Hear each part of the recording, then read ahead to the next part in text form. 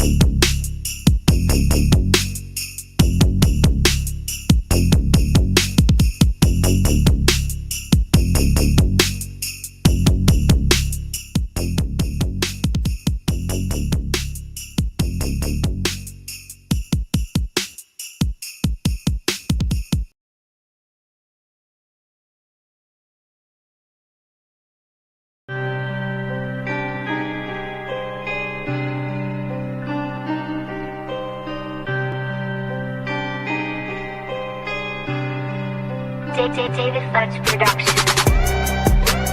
Day2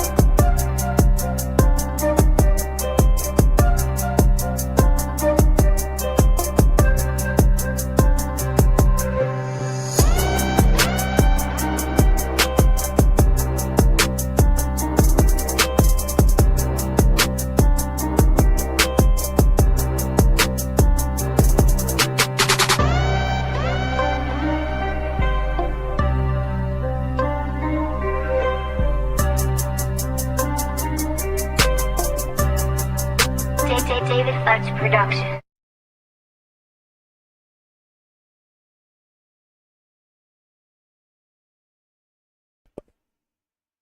Good afternoon. Welcome to Real Mad TV.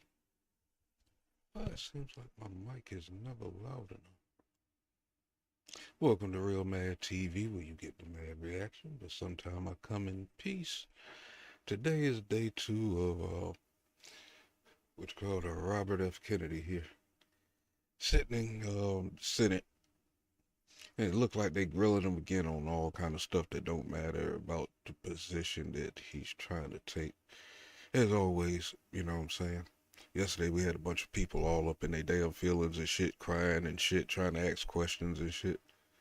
We're joking the hell out of them fools and shit. Well, I wasn't, but it seemed like the rest of the country was. It's like they don't make no sense, and you kind of see their agenda, and they upset about a lot of stuff that he's going to do that's going to help us. And we need to figure out, why is it affecting them so much that he's doing this to help us? That's what we need to get to the bottom. But like I said, they just got in, so let's go ahead and jump into this.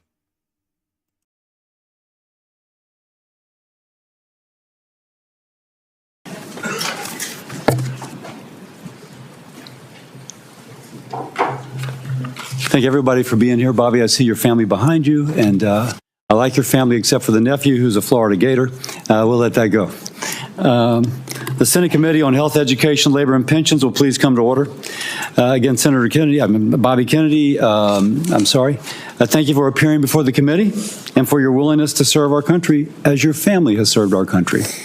You and I have talked at length about a variety of issues impacting Americans' health. These have been candid conversations, and I very much appreciate your willingness to engage. And there are many things you and I agree on. We're in total agreement on the need to address ultra-processed food, to reduce obesity. And obesity, of course, the leading cause of chronic disease and therefore of shorter lifespans. And this will be a priority in this committee, and I look forward to collaborating with you if you are confirmed. But it's no secret, I have some reservations about your past positions on vaccines and a couple other issues. And so we know a lot about you. I'll tell you a little bit about myself.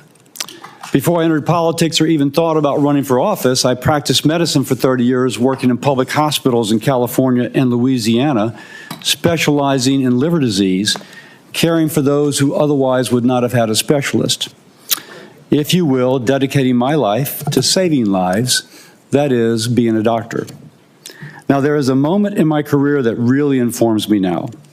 In the early 2000s, I was loading a patient onto an air ambulance, an 18-year-old young woman,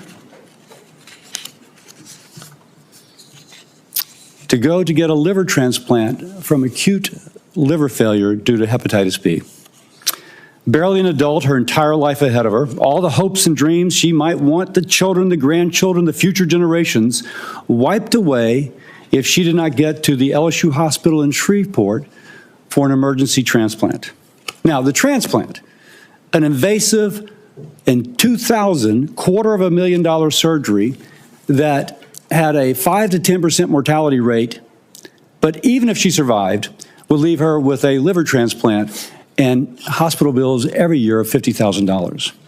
And as she took off, it was the worst day of my medical career, because I thought $50 of vaccines could have prevented this all. And that was an inflection point in my career. And since then, I've tried to do everything I can to make sure I never have to speak to another parent about their child dying due to a vaccine-preventable disease. So I worked with community and business leaders to form a public-private partnership in the capital region of Louisiana. We vaccinated 36,000 children for hepatitis B. And since the CDC and the ACIP have recommended universal vaccination for children, the number of acute hepatitis B cases in our country has declined by almost 90%. So as a physician who's been involved in immunization programs, I've seen the benefits of vaccinations. I know they save lives. I know they're a crucial part of keeping our nation healthy. Now, Bobby, I've learned you got a tremendous following. My phone blows up with people who really follow you. And there are many who trust you more than they trust their own physician. And so the question I need to have answered is, what will you do with that trust? Whether it's justified or not, and you may not want this to be the case, but I have constituents who partly credit you for their decision to not vaccinate their child. Now, that's a real conversation. And I'm hearing from them, and they want you confirmed. Now, you're going to tell us this week, as you did, I think you'll tell us today, as you did in Finance Committee yesterday, that you're pro-vaccine. So what will you tell the American mother?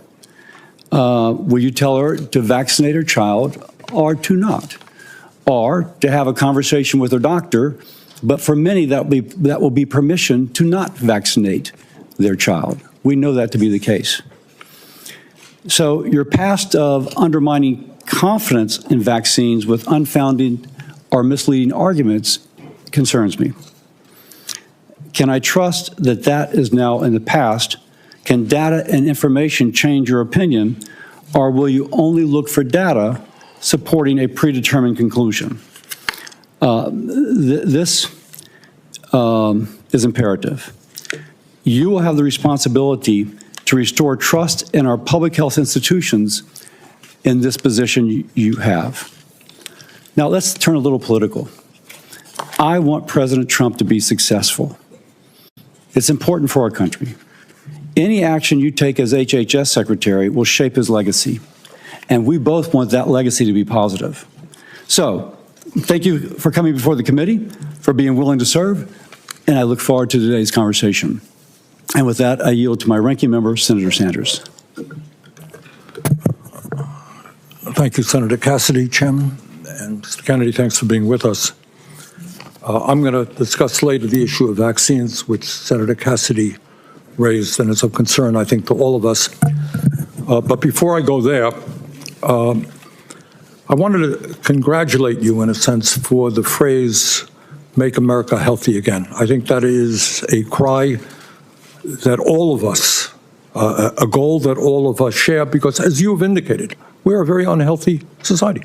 We are the richest country in the history of the world, and yet we rank far below every other major country in terms of our life expectancy. That's outrageous. To me, equally outrageous is if you're working class in this country, you're going to live 6 or 7 years shorter lives than if you are rich. In America today, 68,000 people die every year because they can't get to a doctor. They can't afford to get to a doctor. You pointed out yesterday the outrageous cost of health care in America. Hold on. Time out. Time out. Bernie, you back again, man. It looked like you fell asleep in that damn chair and never left the place. Look at your hair, man. I got to go back to the video yesterday. Is that the same shirt and tie? I swear Bernie looked like he slept there overnight, man. He mad as hell, boy. He want us part of this damn world health shit. Got there go, boy. Boy, your hair all over the place, looking like the damn doctor from Damn Back to the Future. 2 or 3 times more than other industrialized countries are paying. Unbelievably, in this country, hundreds of thousands of people who deal with cancer, struggling for their lives. You know what happens to them? They go bankrupt. They deplete their lives' savings. In other words, when we talk about making America healthy. Now, Tanya, you know you was here yesterday. Is he not sitting in the same spot wearing the same clothes? And it don't even look like he brushed his hair. I bet you he's wearing Depends. He ain't go nowhere. Healthy. You got to talk about a broken, corrupt healthcare system. Your uncle, President Kennedy, your father, Bobby Kennedy, great senator from New York, your uncle sat right now where Senator Cassidy is sitting, chairman of this committee. All of them did what I think is the right thing. They said healthcare is a human right. They looked all over the world. You saw every other major country guaranteeing health care to all people, whether they're rich or poor, young or old. So I'm not quite sure how we can move to making America healthy again unless we have the guts to take on the insurance companies and the drug companies and guarantee health care to all people. I'll be asking you a question about that. Lowering the cost of prescription drugs. How do you make America healthy again if 1 out of 4 people in this country cannot afford the price of prescription drugs, which is far higher in America than any other country on earth? Under President Biden, we made some progress. Now, time out. I mean, everybody has woke up a little bit since the pandemic. Some folks a whole lot. Some folks none at all. But why in the hell do we need all these prescriptions? What is the cause of the, because our grandparents and them, great-grandparents didn't need all this shit. Our grandparents started taking that shit. But why do we need so many damn prescriptions, Bernie? I mean, and I bet you he sat there all night and thought about that shit. Progress, and this committee played an active role in having Medicare begin for the first time negotiating the price of drugs that we are paying. And I'm going to ask you whether or not you will demand that President Trump follow what we accomplished here. We are the only major country on earth not to guarantee paid family and medical leave. Mr. Kennedy, there are women today who are having babies then they got to go back to work in a week or two because they have no guaranteed paid family and medical leave. How do you have a healthy country when women are forced to go back to work, when women and men get fired because they stay home taking care of their sick kids? That's not making America healthy again. But how long have you been sitting in these Senate seats and got absolutely nothing done? Do you know how old your ass is? How long have you been sitting there? You've been there about as long as Joe Biden and got absolutely nothing done, but I bet you got rich. How are you worth millions? What the fuck you do up in the Senate that makes you worth millions? They don't realize the spotlight is on them, and since everybody was and since the new administration said report on these people, that's exactly what we're going to do. Independent reporters and content creators report on these people. So that's exactly what we're here to do. We're watching and we're listening, gathering intel. Then we're going to get you. Because some of this shit is ridiculous, man. These fools been here 40, 50 years talking the same thing. And it's like, how are you still there and you got nothing done? You still talking about the same thing you were talking about back in the 80s, in the 90s. Who keep voting you in? Where are these people?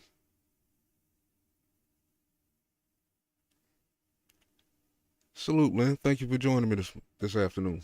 I almost said morning. I don't know why I'm stuck on the morning. But thank you for joining me. It's good to see you. And I would go a little bit beyond the jurisdiction of Health and Human Services, but I think it's important. If you are working 50 or 60 hours a week, making 13, 14 bucks an hour, which is what millions of Americans are, can you be healthy? Will you join those of us who think that in the United States, wealthiest country on earth, people work 40 hours a week, they should not live in poverty, we've got to raise the minimum wage to a living wage. And lastly, and we discussed this very briefly, President Trump believes that climate change is a hoax. I happen to believe, and most Americans believe, and virtually the entire scientific community believes, that it is an existential threat to this planet. I don't know how you're going to make America healthy again, or keep the world healthy, when you have massive heat waves and droughts and floods and extreme weather disturbances. Louisiana had them, Vermont had them. That's not keeping America healthy. That's not within the jurisdiction of HHS.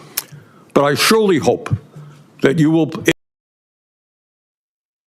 Bernie, what the hell weather got to do with the damn health and human services? He must have been dreaming, man. You know what I'm saying? He was laid back in that leather seat. He haven't moved since yesterday. For those who can't, for those who's just coming in, this dude has been sitting in one spot since yesterday, frustrated and mad about the question that he asked and tried to make a scene, and it didn't work. And he just upset. He haven't moved. It's been 24 hours. Salute to everybody coming into the chat. Thank you for joining me this afternoon. Please smash the like button, share the live, important information coming out here, you know what I'm saying, up for our future, the health of our future, you know what I'm saying. And make sure you subscribe, you know what I'm saying, see, and hit smash the notification bell so you always get content that matters when I drop it, you know what I mean. So let's get back to old ass Bernie, talk about the weather when it's supposed to be health and human services. If you are confirmed, demand that President Trump change his position and work with those of us who are trying to transform our energy system and, in fact, keep America healthy by addressing the crisis of climate change. Thank you, Mr. Chairman. Thank you, Senator Sanders. And now I'd like to welcome our nominee, Mr. Robert F. Kennedy, Jr. Mr. Kennedy has a long career as an attorney and advocate for various health and environmental concerns. He has championed a range of issues like healthy foods and efforts to fight chronic disease, while calling for greater transparency and accountability in our public health infrastructure. Mr. Kennedy has an important opportunity to reform the department and to restore trust in our federal health agencies. I look forward to hearing more about his policy priorities and his plans to advance President Trump's agenda to make America healthy again. I thank you for joining us today, and I'll now turn over to Mr. Kennedy to introduce himself. Thank you, sir. Is your microphone on? Is your microphone on? Thank you, Chairman Cassidy. Thank you, Senator Sanders. Ranking members and Ranking Member Senator Sanders and other members of this distinguished committee, Cheryl and I were heartbroken last night to learn of the tragic accident that took so many of our fellow Americans, including our service members. We are in an apartment where we were able to see the rescue operations from our window. Senator Marshall, please know that I will continue. There you are. I'll continue to pray for you as I texted you last night. For those who were lost, who called your state home, as well as Senators Kaine and also Brooks. We appreciate the first responders and local officials who are working so hard. May God continue to be with us all who are impacted and those who continue to help with the recovery. I'm humbled to be sitting here today as President Trump's nominee to oversee the U.S. Department of Health and Human Services. I want to thank President Trump for entrusting me to deliver on his promise to make America healthy again. I'm grateful to have my family here once more with me. I want to introduce my wife, Cheryl, my daughter, Kik, my son, Bobby, my daughter-in-law, Amaryllis, and my nephew, Jackson Hines. Before he continues, we're not going to overlook yesterday. They said he used to smoke heroin. Now, did it affect his voice? Hey, Gabe, do you know what happened to his voice? Like, it's all jacked up. It's like he got a lot of smart stuff to say, but it's like, it's hard understanding him sometimes. I want to thank them as well as the many members of my large extended family for the love they have so generously shared. I want to particularly thank you, Mr. Chairman, for the time you've spent with me and the times we've talked in person and by phone. I greatly admire your passion for public health and your commitment to science. And this committee is blessed to have a medical doctor at the helm and two other medical doctors, Dr. Marshall and Dr. Rand, on the committee. I explained yesterday to the Finance Committee that my journey into the issue of health began with my career as an environmental lawyer, working with hunters and fishermen and mothers in the communities and small towns along the Hudson River. I learned that human health and environmental health are intertwined and inseparable. The same chemicals that kill fish also sicken human beings. Today, Americans' overall health is in grievous condition. Over 70% of adults and a third of children are overweight or obese. Diabetes is 10 times more prevalent than in 1960. Cancer among young people is rising by 1 or 2% per year. Autoimmune diseases, neurodevelopmental disorders, asthma, Alzheimer's, ADHD, depression, addiction, and a host of other physical and mental health conditions are all on the rise. The United States has worse health than any other developed nation. Yet we spend more on health care, sometimes double, sometimes triple, as other comparable nations. Last year, we spent $4.8 trillion, not counting the indirect costs from missed work. That's almost a fifth of GDP. It is tantamount to a 20% tax on the entire economy. No wonder America has trouble competing with countries that pay a third of what we do for their health care and yet have a healthier workforce. But I don't want to make this too much about money. It's the human tragedy that moves us to care. President Trump has promised to resurrect America's global strength and our leadership and to restore the American dream. And he understands that we can't be a strong nation unless we're first a healthy people. A healthy person has 1,000 dreams. A sick person has only one. Today, over half our countrymen and women are chronically ill and have only one dream. When I met with President Trump last summer, I discovered that he has more than just a concern for this tragic situation, but genuine care. President Trump has committed to restoring the American dream, and 77 million Americans delivered a mandate to do just that, due in part to his embrace and elevation of the Make America Healthy Again movement. That movement, led largely by Maha moms from every state, many of whom have traveled to be here yesterday and today. Senators, this is one of the most powerful and transcendent movements I've ever seen. The nation is ready for change and recognizes that this is a unique inflection moment. I've promised President Trump that if confirmed, I will do everything in my power to put the health of America back on track. And I've been greatly heartened to discover a deep level of care among members of this committee, both Democrats and Republicans. I came away from our conversations hopeful that we can put aside our divisions for the sake of a healthy America. For a long time, the nation has been locked in a divisive healthcare debate about who pays. Well, when healthcare costs reach 20% of GDP, there are no good options, only bad ones. Shifting the burden around between government and industry and corporations is like changing deck chairs on the Titanic. Our country will sink beneath a sea of desperation and debt if we don't change course and ask the fundamental question, why are healthcare costs so high in the first place? The obvious answer to that question is chronic disease. The CDC says over 90% of healthcare spending goes toward managing chronic disease, which hits lower income Americans the hardest. The president's pledge is not to make some Americans healthy again, but to make all Americans healthy again. There is no single culprit for chronic disease. Much as I've criticized certain industries and agencies, President Trump and I know that most of the scientists and experts genuinely care about American health. Therefore, we will bring together all stakeholders in pursuit of this unifying goal.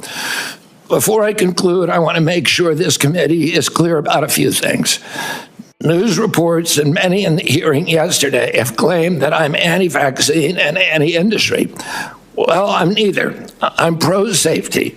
I'm pro-good science. I worked for 40 years to raise awareness about mercury and other toxics in fish, and nobody called me anti-fish. All of my kids are vaccinated. I believe vaccines have saved millions of lives and play a critical role in healthcare. Nor am I the enemy of food producers. American farms are the bedrock of our culture and our national security. I was a 4-H kid, and I spent my summers on ranches. I want to work with our farmers and food producers to remove burdensome regulations and unleash American ingenuity. MAHA simply cannot succeed if we do not have the partnership of America's farmers. In my advocacy, I've often disturbed the status quo by asking uncomfortable questions, and I'm not going to apologize for that. We have massive health problems in our country that we must face honestly. And the first thing I've done every morning for the past 20 years is to pray to God that he would put me in a position where I can end the chronic disease epidemic and protect our children. That's why I'm so grateful to President Trump for the opportunity to sit here before you today and seek your support and your partnership in this endeavor. I'll conclude with a promise to you, Mr. Chairman, the members of this committee, to the President, and most of all to the tens of millions of parents across America, especially the moms, who have propelled this issue to center stage. Should I be so privileged as to be confirmed, we will make sure our tax dollars support healthy foods. We will scrutinize the chemical additives to our food supply. We'll remove the financial conflicts of interest from the agencies.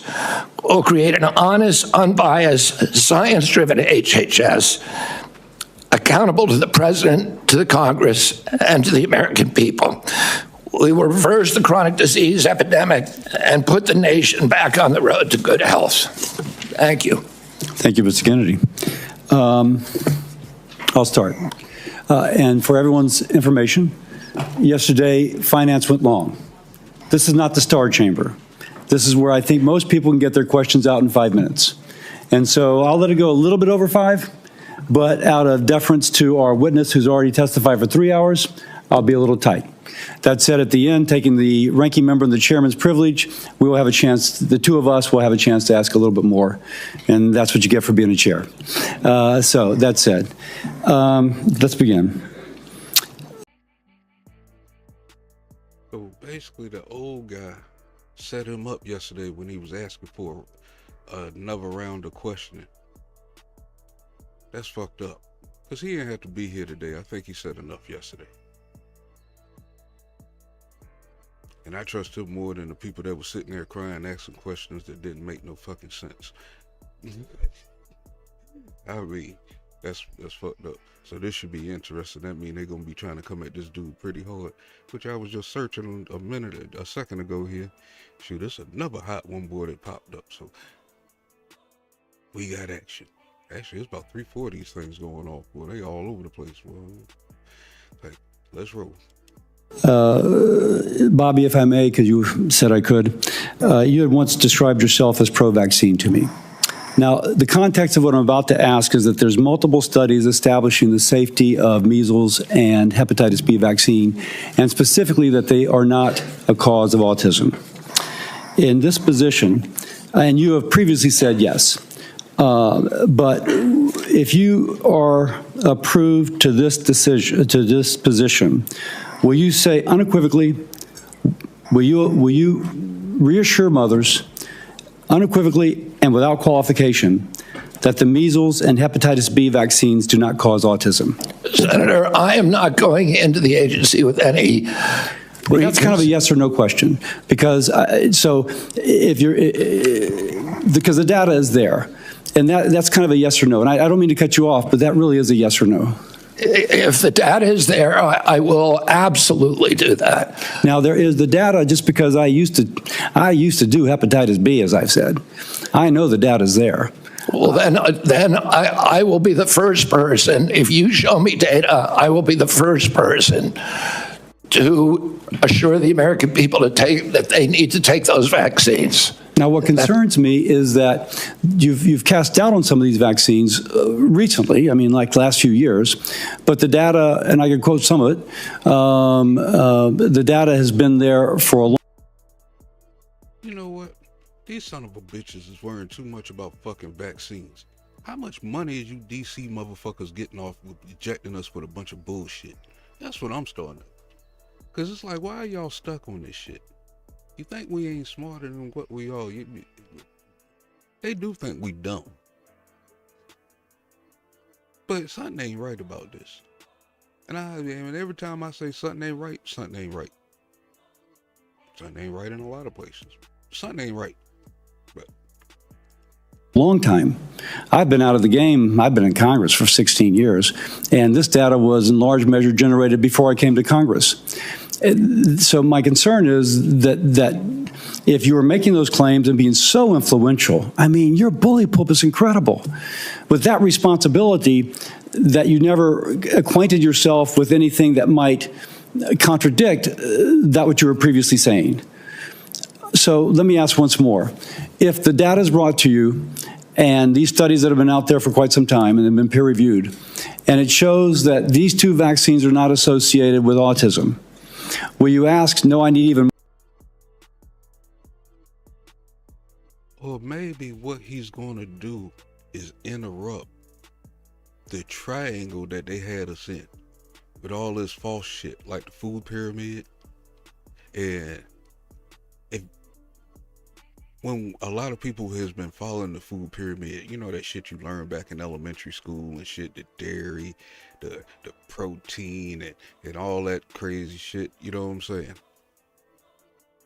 That's the shit that made us sick.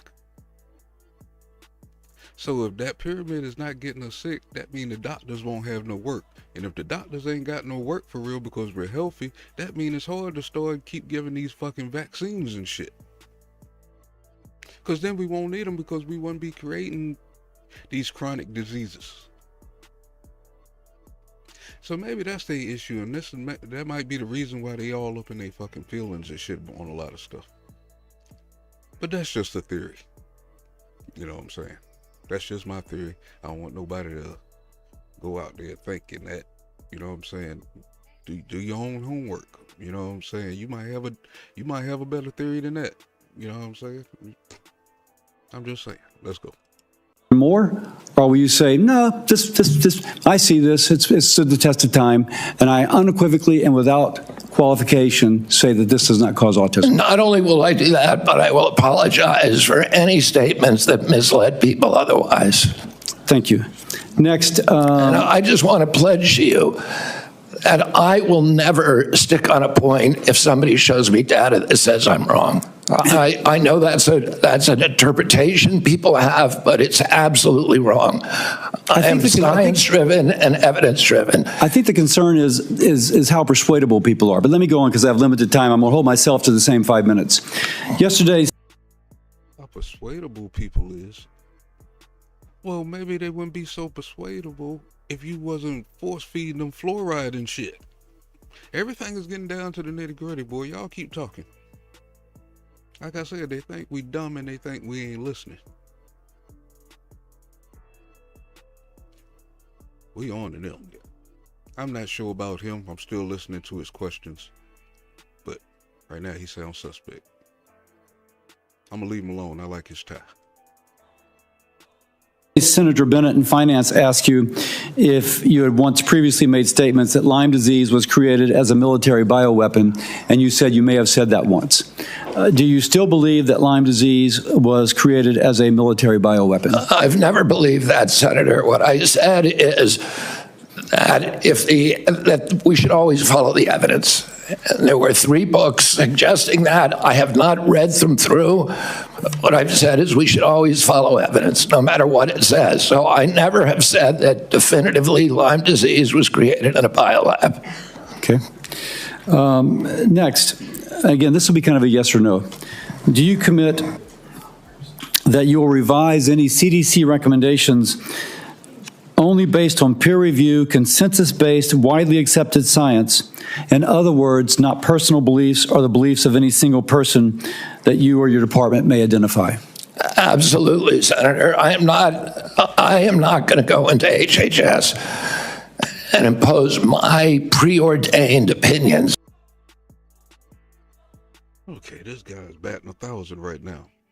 So why did they allow the last administration to go into the CDC and control them? Because that's what fucked up the whole pandemic. Yeah, dumb people up in DC trying to control everything and actually dropped the ball. Because we started noticing too much. I mean, they changing this, changing that. It's like, we was all there. CDC was all over the damn place. We had, I think I did that hearing over a year ago. 2 years ago, I think. She was sitting there looking dumb as hell with no fucking answers. Get her back up in here now. Along with Dr. Fauci. On anybody at HHS. I'm going to empower the scientists at HHS to do their job and make sure that we have good science that's evidence-based, that's replicatable, where the raw data is published. I'm almost out of time, so let me get to another question. All right. Do you promise that FDA will not deprioritize or delay review and or approval of new vaccines, and that vaccine review standards will not change from historical norms? Well, we will have the best vaccine standards with safety studies, and I will not, if the That's a little bit of a different answer than the question I asked, because what is the best could be in the eyes of the beholder. So let me read again. Promise that the FDA will not deprioritize or delay review and or approval of new vaccines, and that vaccine review standards will not change from historical norms. Yes. Let's let that one digest. for about 15 seconds here. Listen to this question very, very closely. Why are they worrying so much about the normal vaccines? They try to slide this stuff in, you know what I'm saying? He's a good deliverer. I'll give him that. Cool, smooth. But why are they worrying so much about the vaccines that's just supposed to be normal to us? Why are they worrying about him stopping that? The best could be in the eyes of the beholder. So let me read again. Promise that the FDA will not deprioritize or delay review and or approval of new vaccines, and that vaccine review standards will not change from historical norms. Yes. Great. With that. Okay.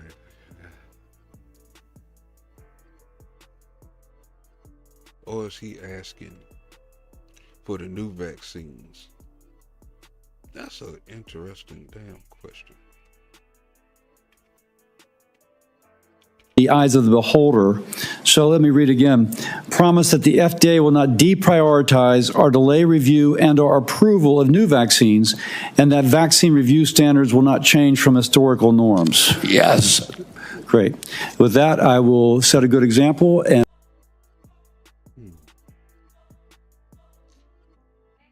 I mean, I just got that. I always had that instinct. That instinct kept me around all this time. When something is bad, when something is good. This is not good.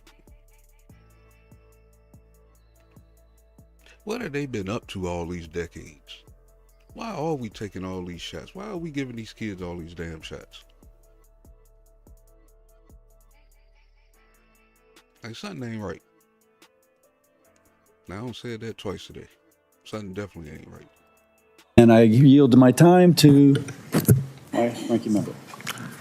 Thank you, Chairman Cassidy. And I'm going to do what I very rarely do, is actually follow up on a question from Senator Bernie, go to sleep, man. Go to sleep. Cassidy. There have been, as I understand it, dozens of studies done all over the world that make it very clear that vaccines do not cause autism. Now, you just said, if I heard correctly, well, if the evidence is there. The evidence is there. That's it. Vaccines do not cause autism. Do you agree with that? As I said, I'm not going to go into HHS with any preordained. I asked you a simple question, Bobby. The studies all over the world say it does not. What do you think? Senator, if you show me those studies, I will absolutely, as I promised to Chairman Cassidy, I will apologize. That is a very troubling response, because No, it's not, Bernie. You asked the man what he think. So if the man ain't got the stats, the notes to verify that, how is it wrong for him not to answer the question? He has no data, man. Where's your data from the rest of the world? This is your time to pull it up and show your scale, and you know, people are going to fact check it. Since y'all made that famous, we're going to fact check the hell out of all y'all motherfuckers, goddamn boy, in the next 4 years. God, there you go. Now, you asked him what he think.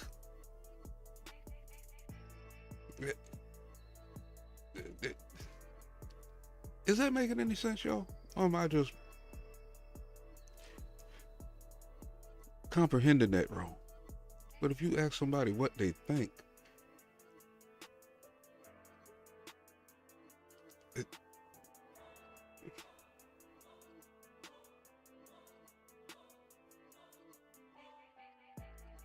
I don't know, Bernie, go to sleep. the studies are there. Your job was to have looked at those studies as an applicant for this job. All right. Let me ask you another question about this one, about COVID. Scientists with the Yale School of Public Health and University of Maryland have estimated that the COVID vaccine saved 3 million lives and prevented 18 million hospitalizations. President Trump, someone who I do not often agree with, has said that the COVID vaccine was... You know what? I'm mad at y'all in the chat, man. Y'all let me sit here go live all these times, and I didn't even realize I spelled notification wrong. I put that together the other morning when I was half asleep. Let me go into this damn thing here. Man, y'all wrong, man. Took a sip of my coffee and looked down. I was like, hold on, that shit spelled wrong. Don't tell nobody else. Let me see, where's this at right here? And go into, where is the what's called? Am I in the right thing? Yeah. Okay, there we are. I remember putting this together that damn morning. Okay, there we go. All right, straight now. Easy fix. I just caught it, man. I sipped my coffee and just happened to look at the screen. That's not how you spell notification. And I know I'm the one that spelled that motherfucker like that, but don't tell nobody else. Let's continue. It's, quote, one of the greatest miracles of the ages. That's... They gonna catch that shit on my replays, man. That shit ain't cool, man. Damn. Donald Trump. But Bobby, you had a very different perspective. At a time when thousands of Americans were dying from COVID every week in May of 2021, you petitioned the Food and Drug Administration to revoke the emergency use of COVID vaccines. So my question to you is, were the scientists who told us that the COVID vaccine was imperative, and President Trump who told us that it was this great thing, were they right, or were you right when you told people that they should not take COVID shots? Senator, I filed that lawsuit after CDC recommended the vaccine for 6-year-old children without any evidence that it would benefit them and without testing on 6-year-old children. And that was my reason for filing that lawsuit. Was the vaccine, COVID vaccine, successful in saving millions of lives? I don't know. We don't have. Okay, you punk old bitch. How much money was you gonna get from the fucking vaccine? How much money all you motherfuckers gonna get off these fucking vaccines? How much are y'all invested on the back end in these vaccines? Because y'all worried about them quite a bit. We don't like that shit. Bad people, black people got a history, a bad history with fucking vaccines. We just don't like the motherfuckers. Matter of fact, we don't even trust you. You know what I'm saying? And now we have every reason not to trust you, especially after the side effects of that last one. I'm just saying. Have a good surveillance system, unfortunately. We don't know. I don't think anybody can say that. If you show me science that says that. You know, Bobby, you say, if I show you, you're applying for the job. I mean, clearly, you should know this. And that is, the scientific community has established that COVID vaccines save millions of lives, and you're casting doubt. That is really problematic. All right, let me ask you another question on another subject.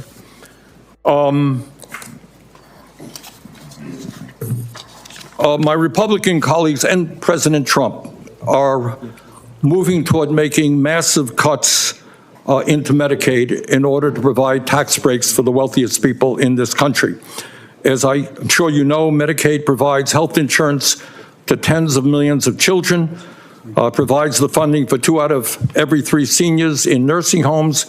It provides 43% of the revenue for community health centers, something I feel very strongly about. And it is so important for millions of people. If confirmed, in terms of making America healthy again, will you stand up to the White House and say, no, we cannot throw millions of children off of health care, millions of elderly people out of nursing homes. We cannot cut Medicaid to give tax breaks to billionaires. President Trump has made no indication to me that he intends to throw millions of people out of nursing home or deprive people of their health care, Senator. We have a health care system that's broken. It's not working.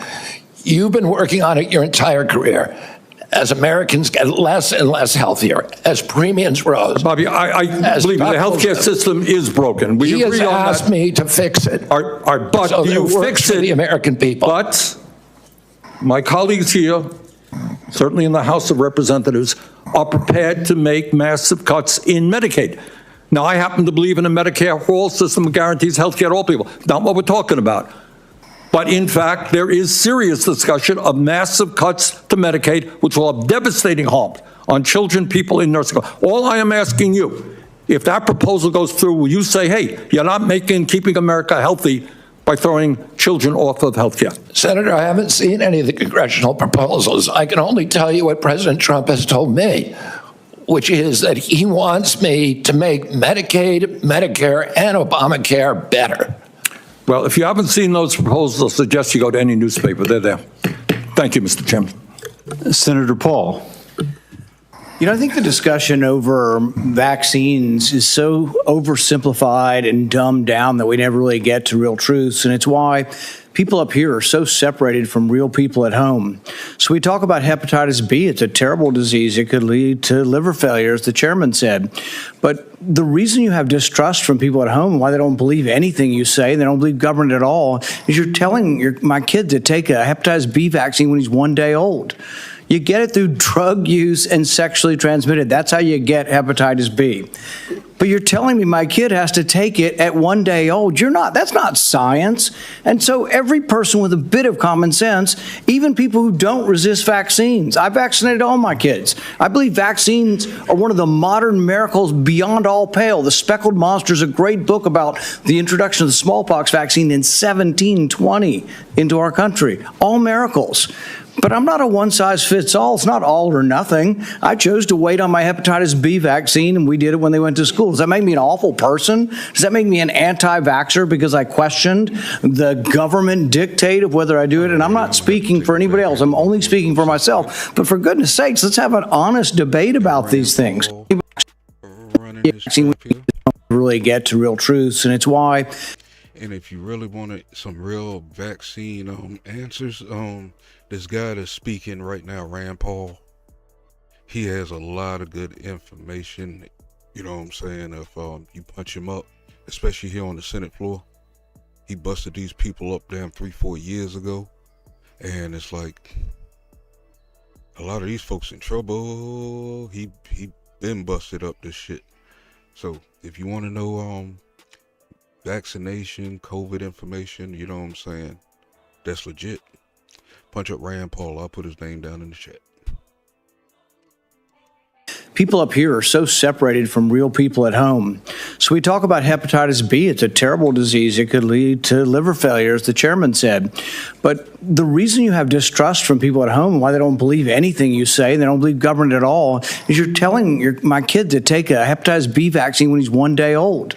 You get it through drug use and sexually transmitted. That's how you get hepatitis B.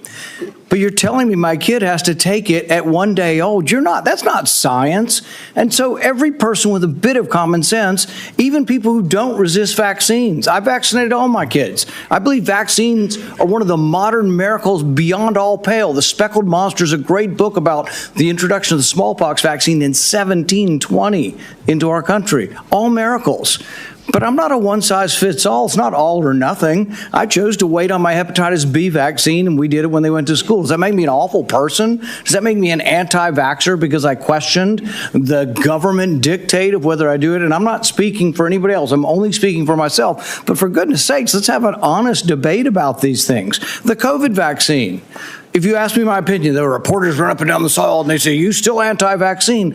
No, I'm pro-vaccine. But on the COVID vaccine and on the COVID illness, there was a 1,000-fold or more difference between the elderly and children. If you don't acknowledge that, you're committing malpractice. You're showing your ignorance. If you say a 6-month-old must be mandated to get it, the science is not there. So all this blather about the science says this and the science says that, no, it doesn't. The science actually shows that no healthy child in America died from COVID. Look it up. No healthy child died from COVID. And so the thing is that It's 1,000-fold greater. So if you ask me my advice as a physician, if you were 65 or older or overweight and some other conditions, I would have said, hell yes, I'd take the COVID vaccine. The risks of the disease were real and much greater than the vaccine. But if you ask me, should my healthy 6-month-old get it? See, these are the nuances you're unwilling to talk about because there's such a belief in submission. Submit to the government. Do what you're told. There is no discussion. There ought to be a debate. You're not going to let him have the debate because you're just going to criticize and say, it is this, and admit to it, or we're not going to appoint you. But it's more complicated than that. And this is why people distrust government, because you're unwilling to have these conversations. And go home. Ask your Democrat young mothers, your Republican young mothers, if they're vaccinating their kid for hepatitis B, and they're like, well, do I have to do it on day one? It's this precious little baby. Is there science to say you shouldn't do it? Probably not, but it's my kid. You know, it's like, there isn't clear-cut science saying not to. But on autism, there's no good science of anything to show what causes autism. We don't know. It's a profound disease. I know many moms here and dads who have kids with autism. I know them personally. I've met their kids.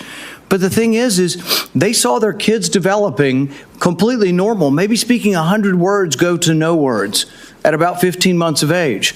Now, there isn't proof. There isn't proof that the vaccines cause it. That's true. There isn't proof that it causes it. But we don't know what causes it yet, so shouldn't we be at least open-minded? We take 72 vaccines. Could it be? I don't know. But we shouldn't just close the door and say we're no longer, because we believe so much in submission, we're not going to have an open mind to study these things. And so it's sort of this crazy notion. Schizophrenia, I would put in the same notion. You have a kid who's completely normal to 18 or 19, and their brain goes haywire. How does that happen? It's the most bizarre disease. Shouldn't we be open? Could it be our food? It might be vaccines, it might be our food, but autism is more common. I don't know about the schizophrenia statistics, but autism is more common. Shouldn't we want to be open-minded? Instead, we're so closed-minded and we're so consensus-driven that the science says this. Well, science doesn't say anything. Science is a dispute, and 10 years from now, we could all be wrong. We were told in the beginning, 20 years ago, they did this enormous study, and they said, everybody over 50 should take an aspirin. I thought, well, that's a pretty good idea. It makes sense. But you know what? 20 years later, they measured it, and they found if you had no heart disease and you were taking aspirin, your chance of dying from a brain bleed or from a stomach bleed were greater than the risk of heart disease. If you have heart disease, they still say take an aspirin. If you don't, they've changed their mind 20 years later. But would you have all said I was crazy and I should no longer be in public discourse if I had said 20 years ago, I don't feel like taking an aspirin. I ride my bike all the time. I'm afraid I might hit my head. But that's what country's about. It's what dissent is about. So just ask you to look at the larger picture and give the guy a break who says, I just want to follow the science where it leads without presupposition. I think really what we have up here is presupposition. You've already concluded. It's absolute that autism isn't caused by it. We don't know what causes autism, so we should be more humble in what we say. Sorry I didn't get to a question.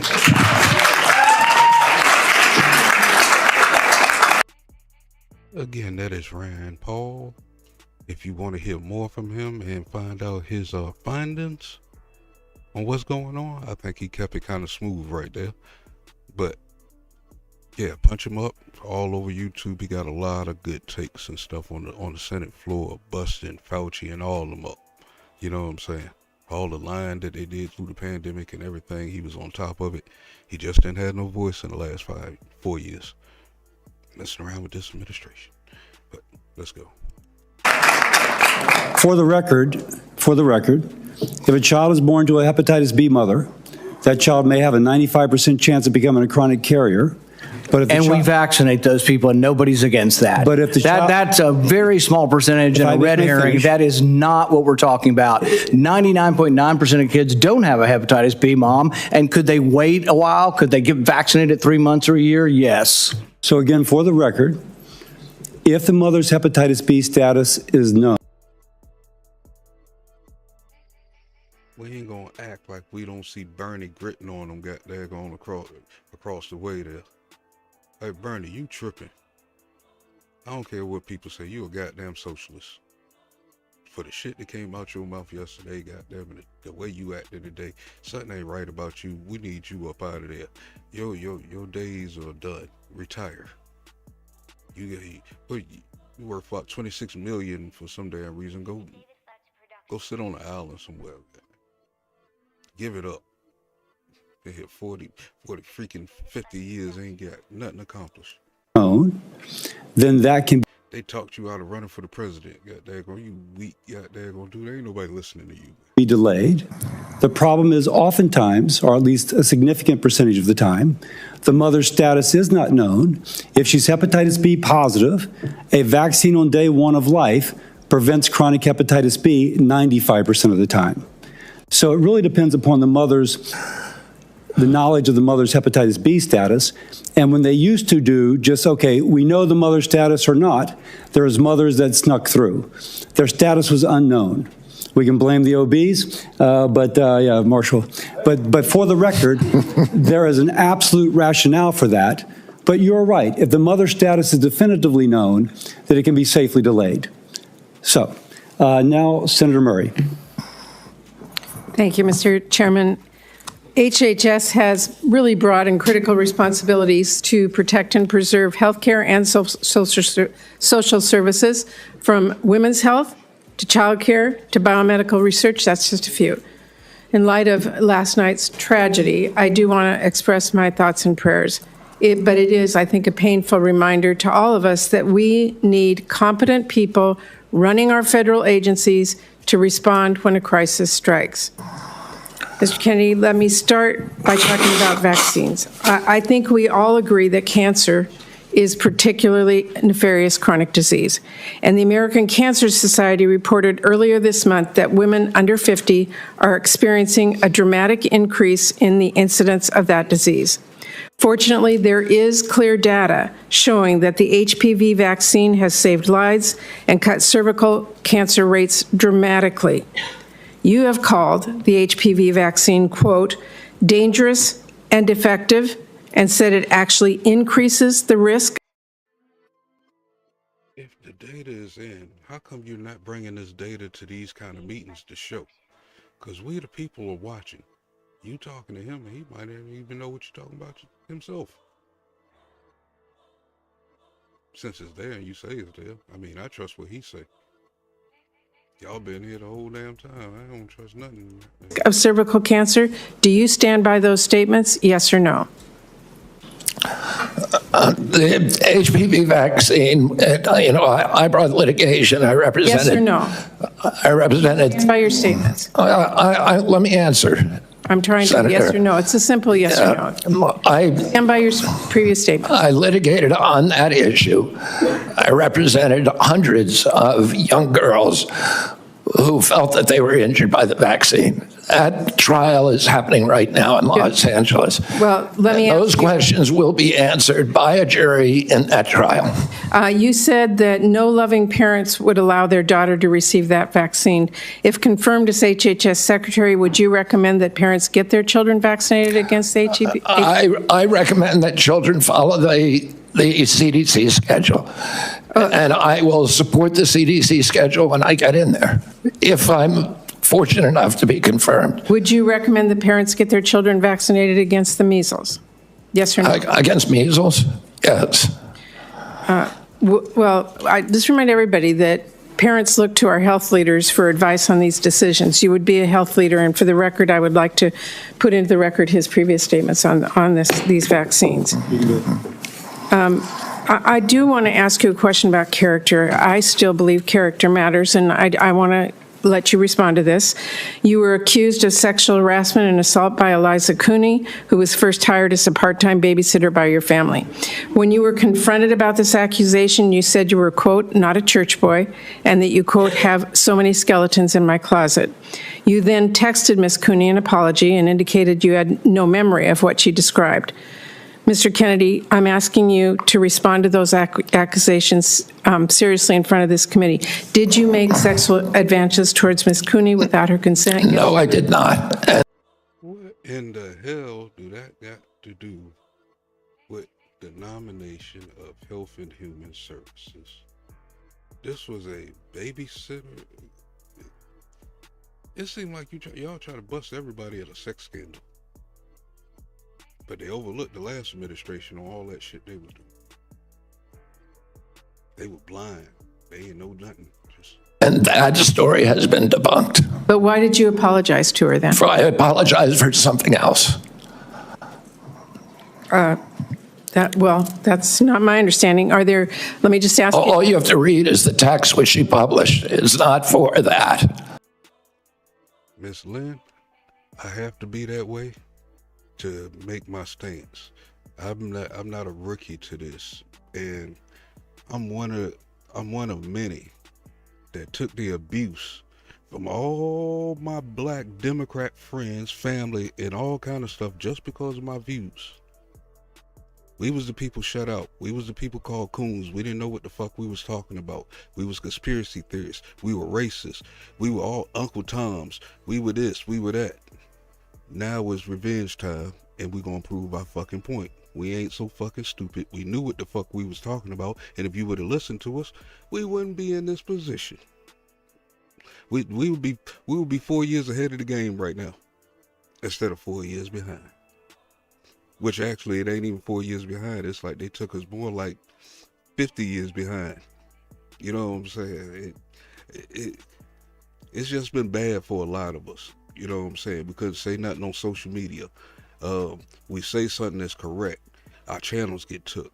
It's a lot to what you might think is bias. It's called fighting back. You know what I'm saying? The biased people are the ones who shut us down. Stopped our voice. We didn't have no freedom of speech. You know what I'm saying? Now we got freedom of speech, and boys, a lot of folks gonna hear it. I'm just saying.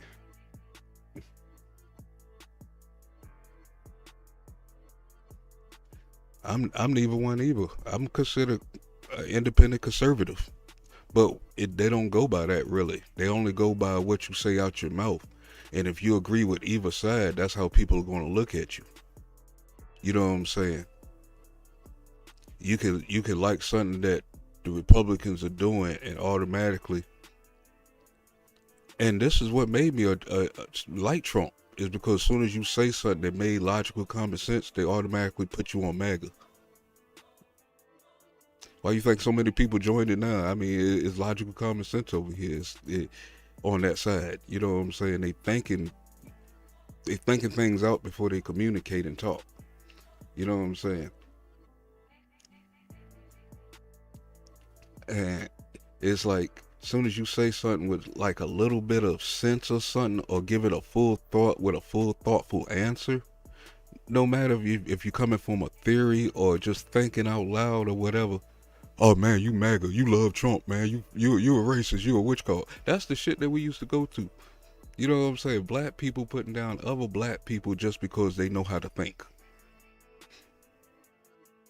You know what I'm saying? Look at me and D-Truth and stuff. I know I call him a liar a lot now and stuff, but it's revenge, because everything that I was trying to give to y'all, he'll come through with a stupid narrative that only came from a biased side. But he's saying in such a way it sounds convincing. You know what I'm saying? It don't matter if I'm sitting here telling the truth. When somebody else sounds more convincing, that's where they win. And that's where we've been at on a lot of topics. No matter if it's health, politics, religion, or whatever. If you sound more convincing, you're going to be more believed, even though it might not be no truth behind what you say. Oh, you're welcome. Anytime. Just step in and say anything. You haven't seen you around in a while, man. I'm just seeing your comments up in the chat. You always keep me light-footed on my thinking there with questions like that. You know what I'm saying? But nah, that's basically where it's at. And a lot of people is afraid to say that kind of stuff. But I'm for everything that's going right now, and I have my reasons why. I've been trying to explain my reasons, but it's hard to get across. Sometimes I don't choose the right words. You know what I'm saying? Sometimes when I'm too passionate about something, it might come off the wrong way, because I care about my people. You know what I'm saying? No matter if it's the family on YouTube or just my culture in general. You can look at my page. I love my culture. You know, so if I think something that's going to harm us in the future, I'm gonna start barking a little different. You know what I'm saying? Especially if I don't see people getting it, but then I don't want to push nobody away. So that's why I fell back off a lot of those debates and stuff on the panels and stuff, because eventually the rawness was going to come out, because don't insult my intelligence. You know what I'm saying? So before we go there, I just step back and let the people, hopefully I put out enough for the people that they'll go research themselves and come up with their own conclusion instead of listening to either one of us. Come in here with your own theories. You know what I'm saying? So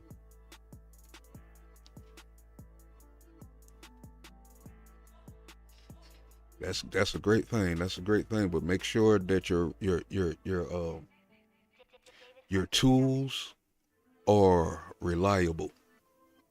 Because researching is possible, you know what I'm saying? And I was taught this way. You could be researching a lot of stuff that just don't make sense. You gotta trust your source, as far as what I'm saying.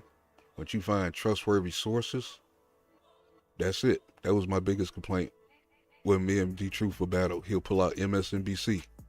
Look on the news, look on the social media right now that these major news people are getting sued all over the place for lying. They losing their jobs, they losing their company, but this is the information people been relying on, especially coming into conversation. So if they've been lying and they losing ratings and all this stuff, I mean, how much truth was there? You could see it in everything around us. They were lying. So in a conversation, bringing out any notes from them, it's like, oh man, the end of the conversation. But I used to be there too, until, you know what I'm saying, I had friends wake me up. They had me thinking a different way. So everybody go through their stages. It's just, I just try to help a lot more through the gate. You know what I'm saying? When I'm talking, it's like, come on over and think. Not think this way. I'm not telling you how to think, but just think a little bit deeper, especially with these agendas.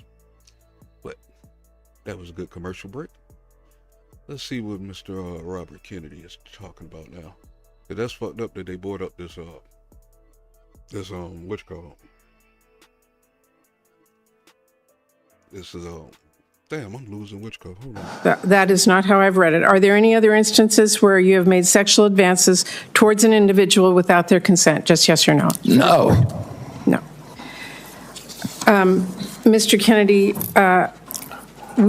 you said that you're going to say to NIH scientists, God bless you all, thank you for your public service. We're going to give infectious disease a break for 8 years.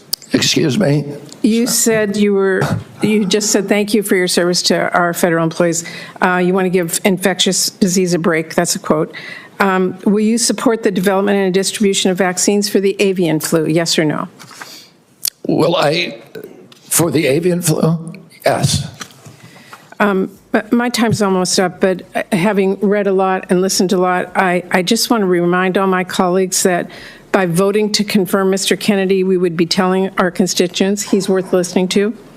That alone could get people killed before he even lifts a finger, because he does not even need the levers of power to influence people, as we saw in Samoa. All he needs is a megaphone. To affirm his views by voting to confirm him as our highest health official, we should not mince words about what that would mean. When babies die from whoopee cough because parents weren't sure if the vaccine was safe, we will have to look them in the eye. When measles sweeps through school, then hospitals, nursing wards, will this be worth it? There are political realities, we all get that, but there's also right and wrong, fact and fiction. And there's also people staying healthy or dying pointlessly from diseases we can prevent because they thought Congress took its job vetting our healthcare secretaries seriously. Thank you, Mr. Chairman. We're going to now go out of order. We're going to go to Senator Marshall. He would like to be able to view the press conference regarding the tragedy on the plane from Wichita. Senator Marshall. Well, thank you, Mr. Chairman, and thank you, Mr. Kennedy, for your kind words this morning, for your caring text last night, and I'm grateful for all my colleagues, most everybody reaching out to us, and it's certainly it's a tough day for Kansans and many others who lost loved ones, and we will look forward meeting with the president. About that too, let's get a moment of silence for those people that was on that flight last night and the military helicopter. I don't know if they said it was 75 people, but we'll give them 10 seconds of silence.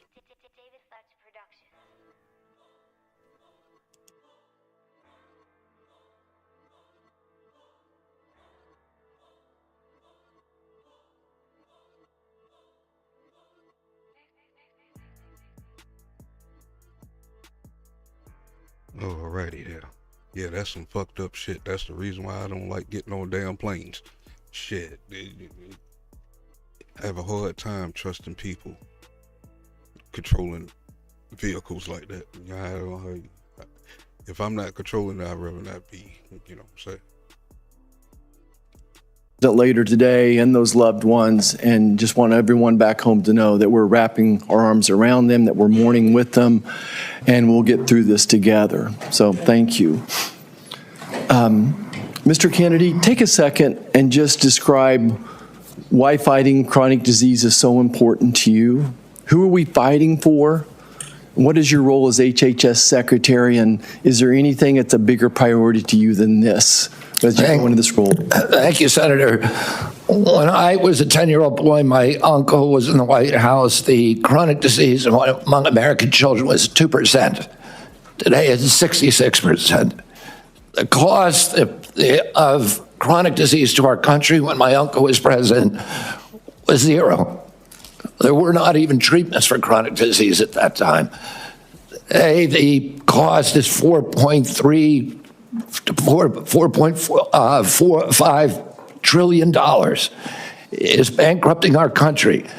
77% of American kids can't qualify for military service. 38% of teens, according to NIH's last report, which was 3 weeks ago, 38% are diabetic or pre-diabetic. When my uncle was president, the typical pediatrician would 1 or 2 cases of diabetes in his lifetime, juvenile diabetes. Today, it's more than a third of the kids who walk through his door or her door is diabetic or pre-diabetic.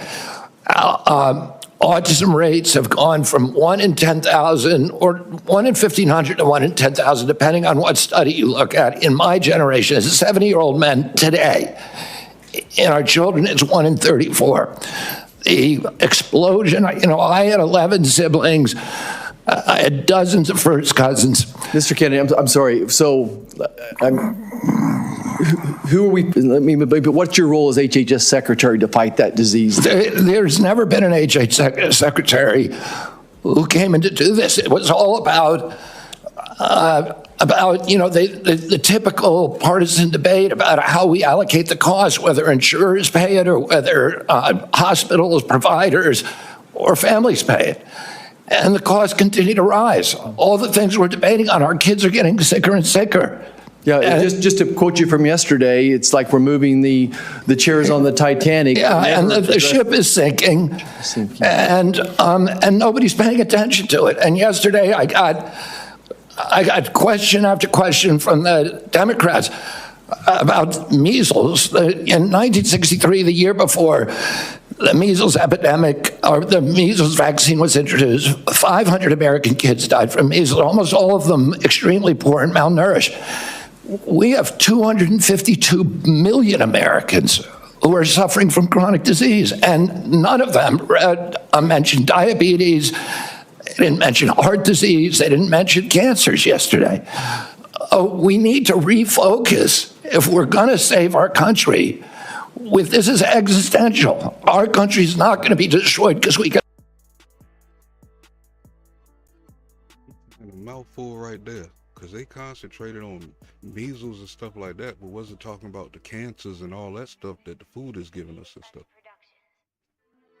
That's why I said it's kind of suspect that they keep bringing up these vaccines instead of worrying about the other health issues.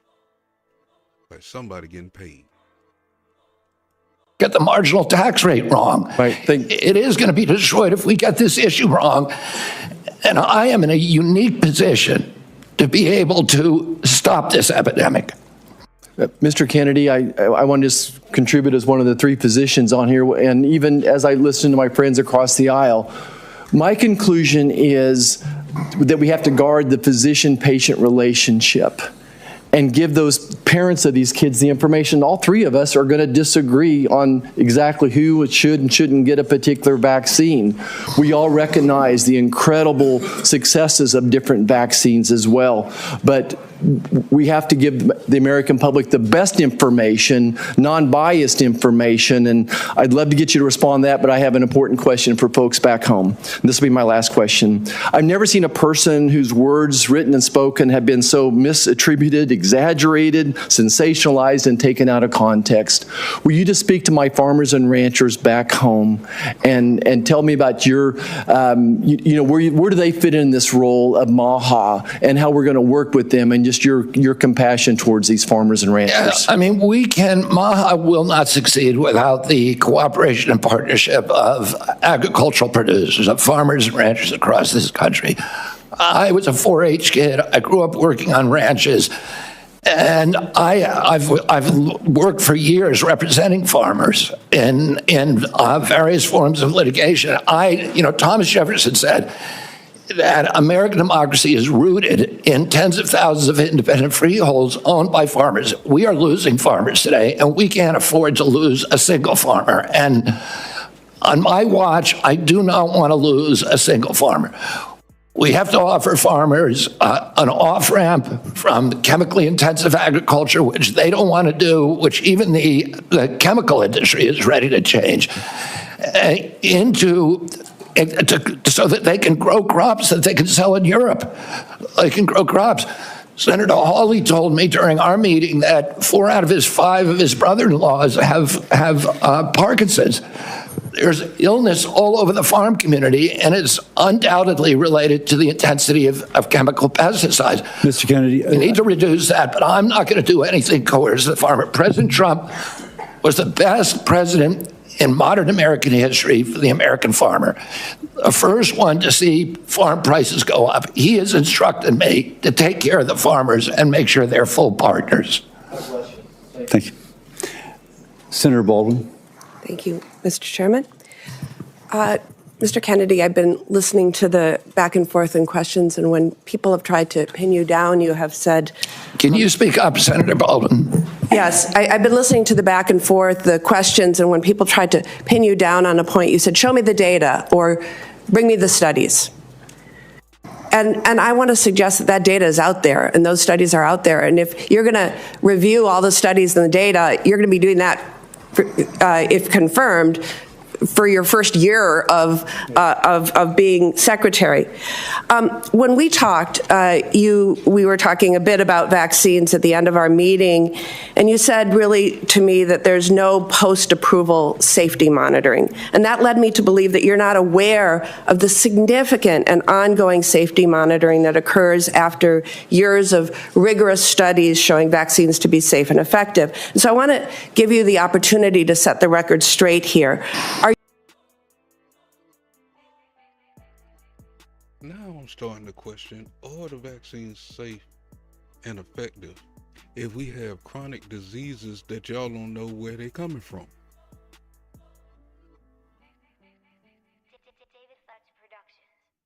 I mean, I'm just asking. This stuff is really starting to sound uncertain. I mean, are you aware of the measures in place throughout Health and Human Services to ensure vaccine safety after approval? Yes or no? I'm aware of the VAERS system, which CDC admits it captures fewer than 1% of vaccine injuries. So you are aware of the CDC monitoring? Are you aware of the FDA post-approval monitoring? I'm aware of only 2 systems. Are you aware of the vaccine safety data link?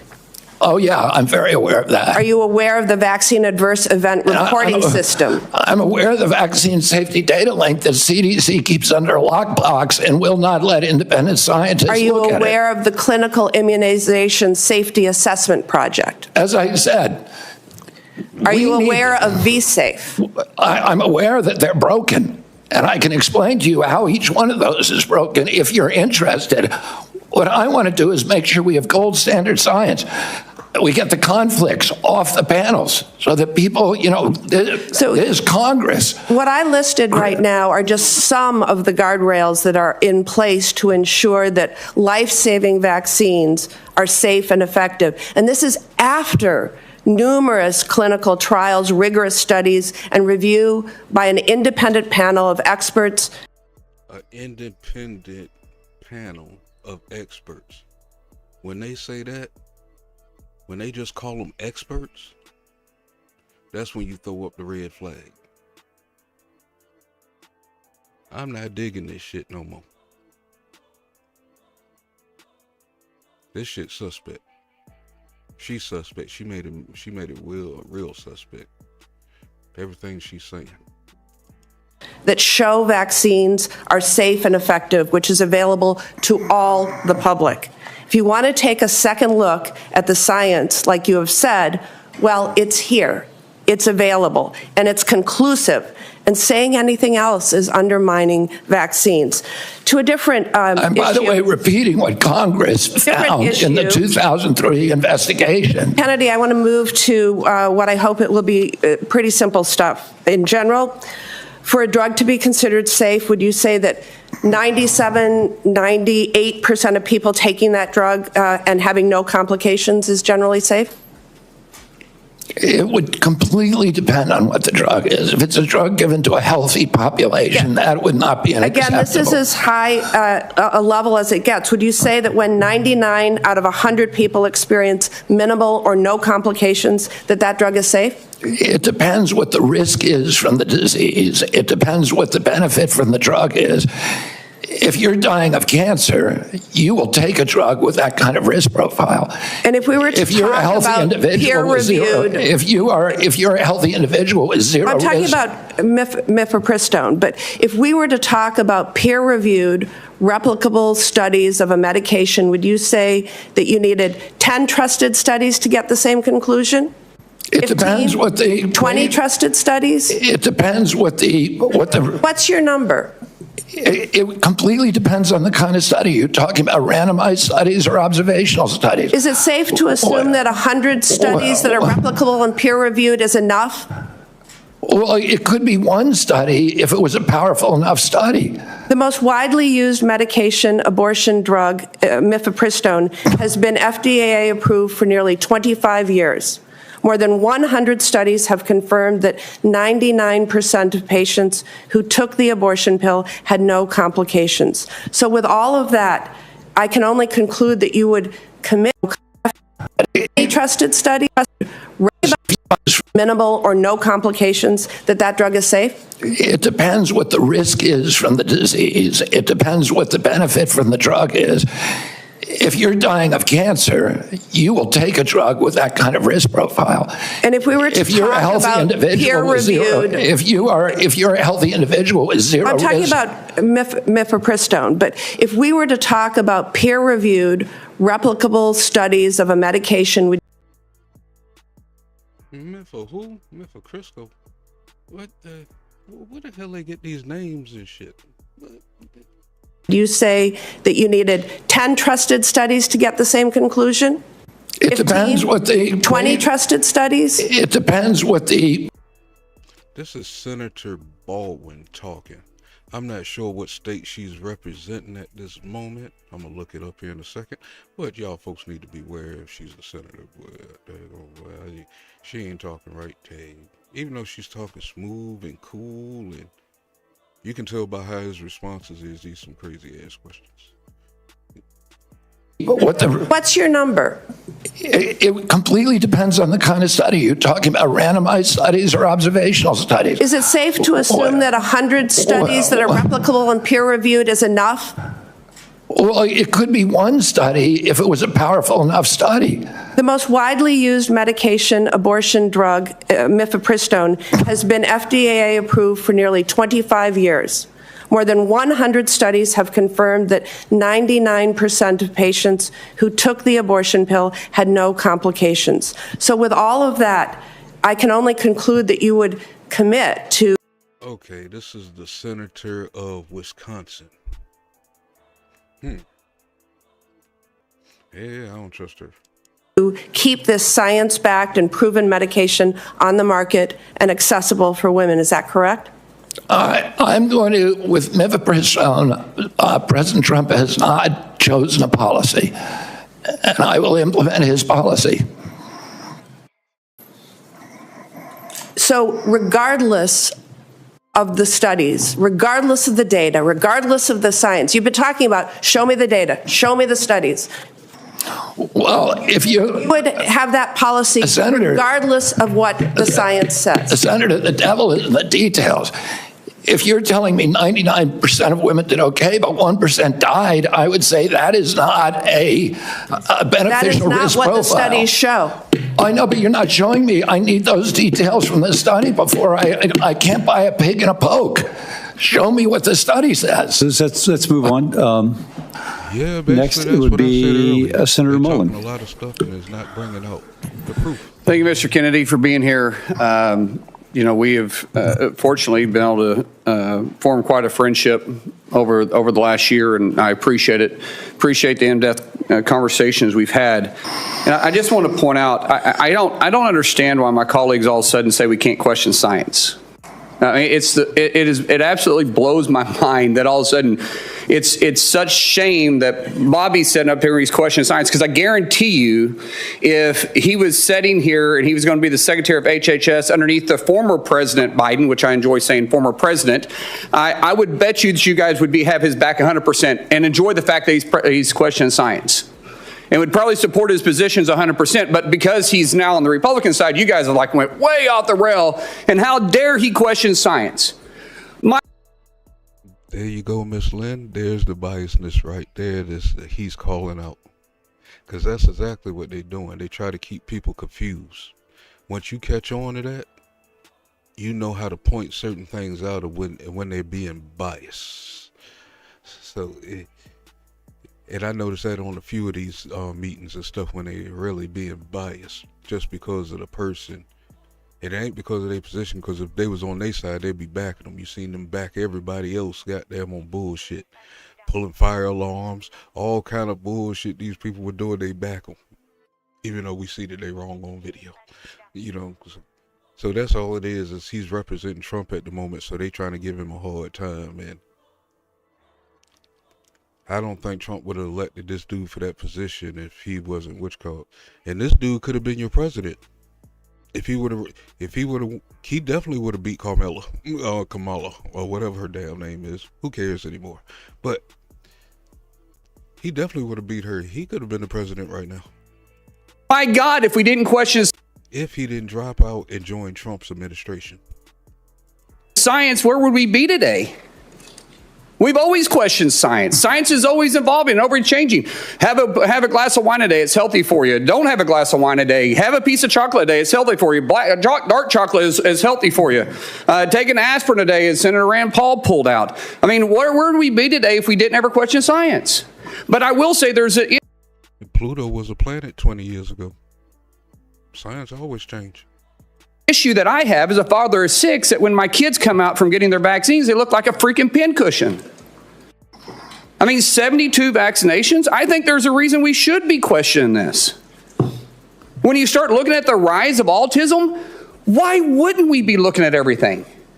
Who wouldn't want to look at everything? Give me anybody in this room that doesn't know somebody that you're personally connected to that one of their children doesn't suffer from some severity of autism. See, even he's catching on to what, that's basically what I'm trying to say is they need to investigate these vaccines, because how in the hell you coming up with all these chronic diseases and don't know where they're coming from, but then you want us to stand firm on all these vaccinations and stuff for kids and stuff at birth and stuff, you know what I'm saying, to get into school. Something ain't right. Who is this guy? This is Senator Mullen. What state does he represent? Autism. Give me one. And you guys are all saying that Bobby can't question it? I don't get it, guys. I don't understand your point, other than the fact you just oppose him because he supports a president that you guys don't like now. I applaud him for going into the situation and saying, let's question something. The definition of insanity is doing the same thing, expecting different results. Is it not true that you're supposed to question science? This smart guy here is the senator of Oklahoma. Very smart guy. Yes, question they ask. Get him. I like your tie, guy. Science? Is anybody going to question the fact that that's not true? Bobby, share the numbers again with me about autism. Where they at when you as a child to where they're at today as my kids are children? There weren't a lot of studies when I was a kid, but the best studies, and really the only studies out there are two studies. One shows a rate of about 1 in 10,000, another about 1 in 1,500. And there are other estimates in between. Today, it is 1 in every 36 kids, according to CDC. I want to say one other thing. Relevant to what the point you just made. In 1963, my uncle awarded John F. Kennedy the highest civilian honor, to Francis Kelsey. Francis Kelsey was a young scientist at NIH who came in and objected to the panel having approved thalidomide for American children. All the scientists of that day, they were doing it in Europe, all the scientists of that day and the scientific panel at NIH who came in and objected to the panel having approved thalidomide for American children. All the scientists of that day, they were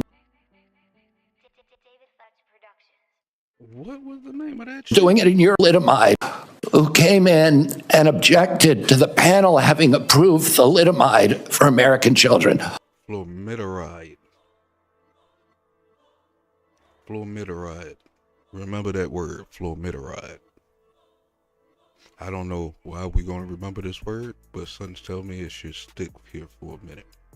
Maybe that's something we need to look up. What the hell is that? 1963. Got it. Mental note. Flumiteride. All the scientists of that day, they were doing it in Europe. All the scientists of that day and the scientific panels that work for the agency approved, green-lighted thalidomide. She stood up and screamed and fought and risked her job and risked her reputation, and she blocked it in our country. 3 years later, everybody recognized that she was a hero and a savior of our children, because we were not getting the kind of terrible, diabolical deformities as they were experiencing in Europe. My uncle gave her the highest civilian honor because she questioned science and was courageous enough to stand up and say, I don't care what happens to me, this cannot happen.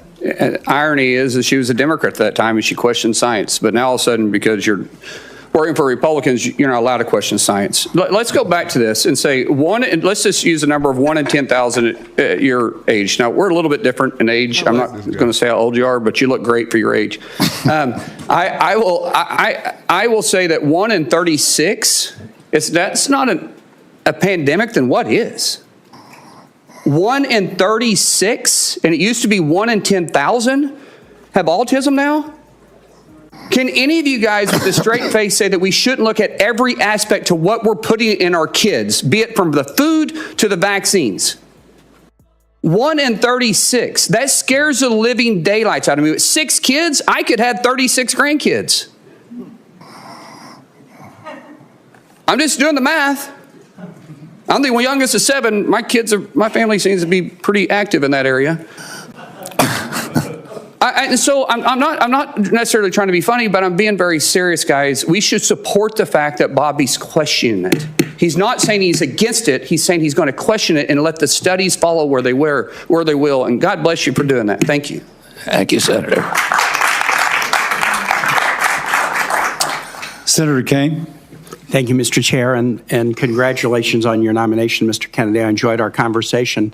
Thank you for starting off today acknowledging the pain felt by people in this region from this horrible air tragedy last night.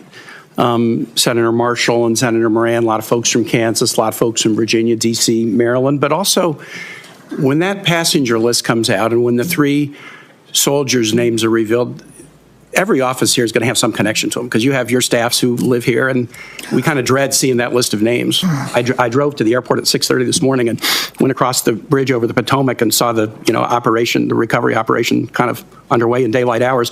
And I thought about the last big aviation disaster in Richmond when on 9/11 a plane slammed into the Pentagon. And Virginia got hurt very bad that day, and so did the nation. Just a couple of months ago, you posted this on your X account. On 9/11, it's hard to tell what is conspiracy theory and what isn't. I'd like to introduce that for the record, Mr. Chair. We take that kind of stuff pretty personally. Virginians know what happened on 9/11, and we don't need folks giving oxygen to conspiracy theories about 9/11. Now, one thing I noticed about this post is it was in July of 2024. It was 23 years after 9/11. You had a lot going on in your life. You were running for president then. What made you decide, in the midst of everything going on in this country, in this world, in July of 2024, in your own candidacy for president, that now was the time to say it's hard to tell what is conspiracy and what isn't about 9/11? What was so important about making this point in July of 2024? Senator, the dramatic drop in trust in our government, and this is particularly one of the templates for that is what happened at CDC. Yeah, no, I want to move aside from that. Because you say, you go on to say, I won't take sides. As president, I won't take sides on 9/11. Wow. I won't take sides on 9/11. Let me ask you this. As a general matter, do you find it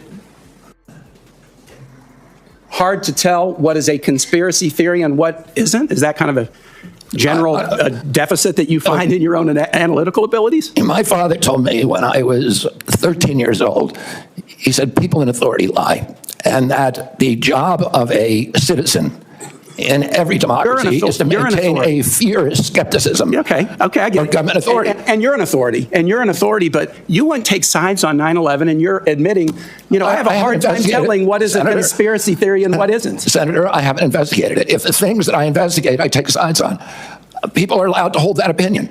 I'm not going to tell them they're crazy for holding that opinion. I'm going to say, what is your evidence? And if I hear the evidence, I'm going to say, that doesn't make any sense. So you won't take sides on 9/11. Wow. Senator Murray asked you some questions about Gardasil, and this is a vaccine that's manufactured in Virginia. There's other HPV vaccines. I'm going to enter into the record a whole series of studies from many, many nations to talk about the dramatic positive effect of Gardasil. Could I introduce those into the record, Mr. Chair? Without objection. And those studies are on trial Let me ask a question. These are studies from Scotland, Sweden, the UK, Australia, the United States, multiple studies. And then I'm going to introduce in the record, I guess the verdict is now inescapable. Gardasil is killing girls.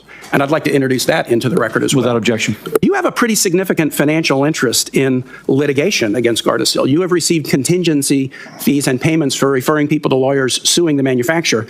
And in your ethics vetting... I've never received any money from any Gardasil or any other vaccine lawsuit. Let me read a quote. This is your words. In your ethics vetting for this nomination, you said... What the hell is Gardasil? That's another new one. Quote, pursuant to the referral agreement, I'm entitled to receive 10% of fees awarded in contingency cases referred to the firm. How can folks who need to have confidence in federal vaccine programs trust you to be independent and science-based when you stand to gain significant funding if lawsuits against vaccine manufacturers are successful? I have given away all of my rights to any fees in that lawsuit. I yield back. Next is Senator Scott. Thank you, Mr. Chairman. Mr. Kennedy, good to see you again. Thank you for being here before the committee. Yeah. One of the beauties of our country is we have foundational documents that point us in the right direction. I think it's the compass that shows us due north, true north. The Declaration of Independence mentions life, liberty, and the pursuit of happiness as unalienable rights. You and I had a serious conversation about the importance of life, and I'm a pro-life Christian, as you know. And you said that you assured me that your deputies were going to be pro-life. Is that still the case? I will implement President Trump's policies. I serve at his pleasure, but I share President Trump's view that every abortion is a tragedy. Now, my question was, are you having deputies within your at HHS that will be pro-life? As I said, I can tell you exactly what I'm going to do, so there's no mistake. I'm going to implement President Trump's policies. President Trump has told me he wants to end late-term abortion. Are you hiring people who are pro-life at HHS? Yes, I am. Thank you. During the first Trump administration, HHS began investing in policies to support individuals living with sickle cell anemia. This has continued.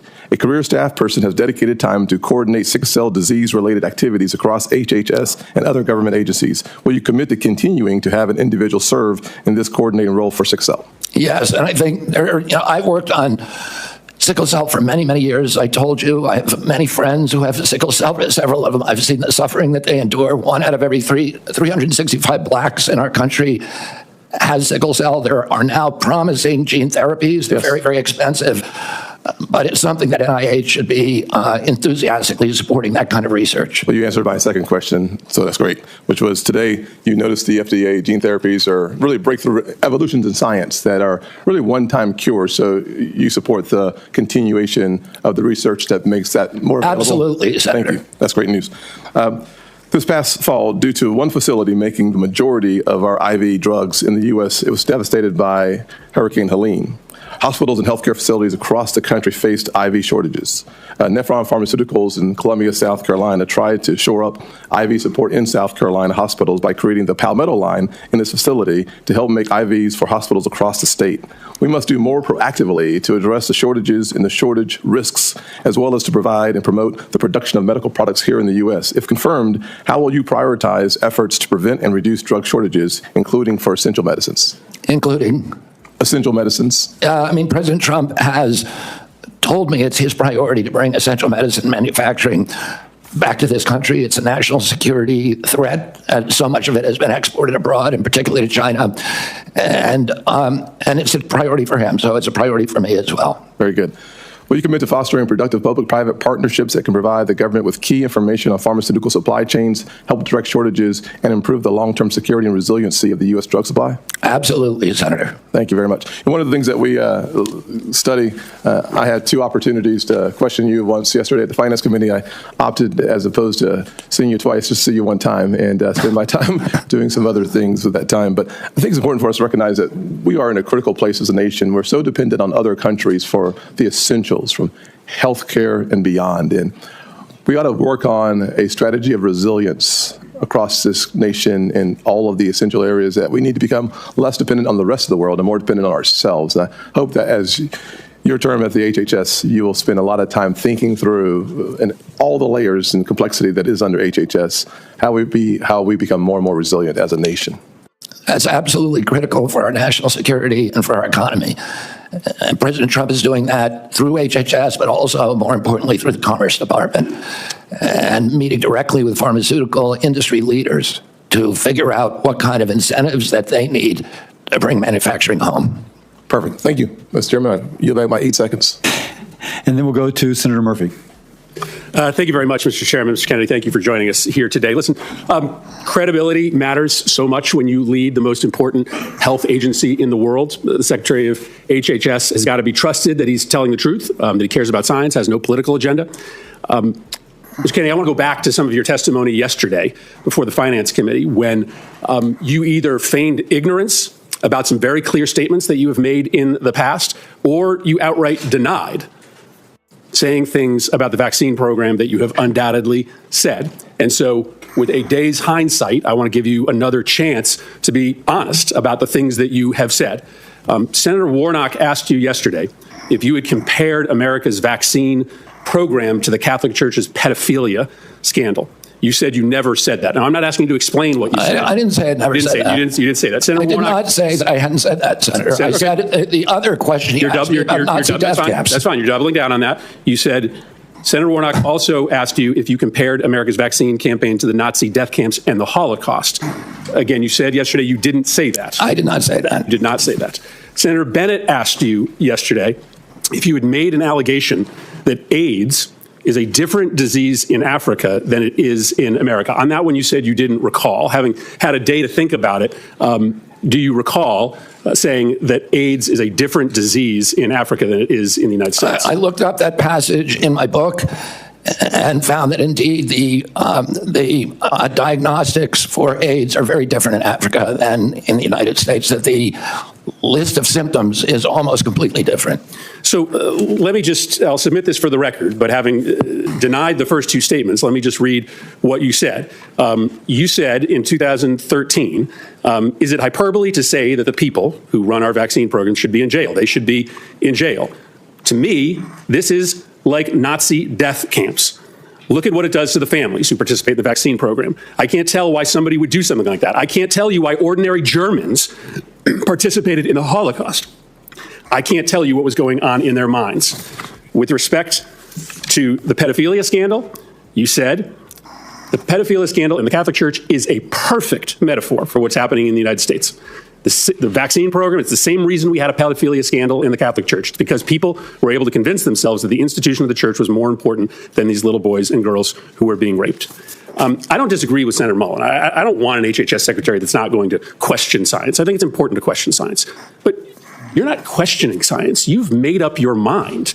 You have spent your entire career undermining America's vaccine program. You make these purposeful comparisons to those that are administering the vaccine program to the Nazi executioners, to the people who covered up the Catholic Church's pedophilia scandal, because you have made a decision that there is a comparison, that there is evil in the vaccine program as there was evil in the pedophilia scandal and the Nazi death camps. You aren't exploring science. You have made up your mind. You've spent your entire career trying to undermine these programs. And so the reason that these statements, these incredibly aggressive, over-the-top statements, matter to us is because it just isn't believable that when you become secretary, you are all of a sudden going to be consistent with science. People who have spent their career saying these kinds of things, running the kinds of campaigns that you have run, don't all of a sudden change their stripes. And so, Mr. Chairman, I will submit these statements. Can I respond to that, Senator? Without objection. My statement about the Catholic Church is almost identical to the findings of the Government Oversight Investigation Committee that investigated CDC's vaccine program in 2003. Senator Burton was chairman of that committee. And he said that that certain individuals in that program had written off a generation of kids because of, quote, misplaced institutional loyalty to the CDC and because of entanglements with the drug company. Let me finish what I'm saying. You made some grave accusations. Pedophilia to the administration of vaccines? You know, it wasn't pedophilia. It was a perfect metaphor. Well, if you have 1 in 36 kids who has neurological injuries, you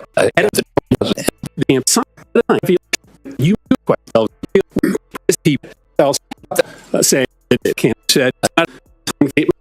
The Secretary of HHS has got to be trusted that he's telling the truth, that he cares about science. Yes, it would help if I turned my mic back on, but I was interrupted there for a second. I forgot, I didn't hear how this thing started here. So, apologize for the rewind. Science has no political agenda.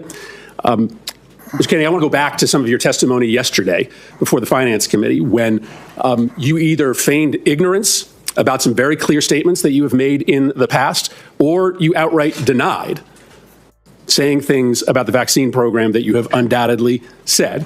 And so, with a day's hindsight, I want to give you another chance to be honest about the things that you have said. Senator Warnock asked you yesterday if you had compared America's vaccine program to the Catholic Church's pedophilia scandal.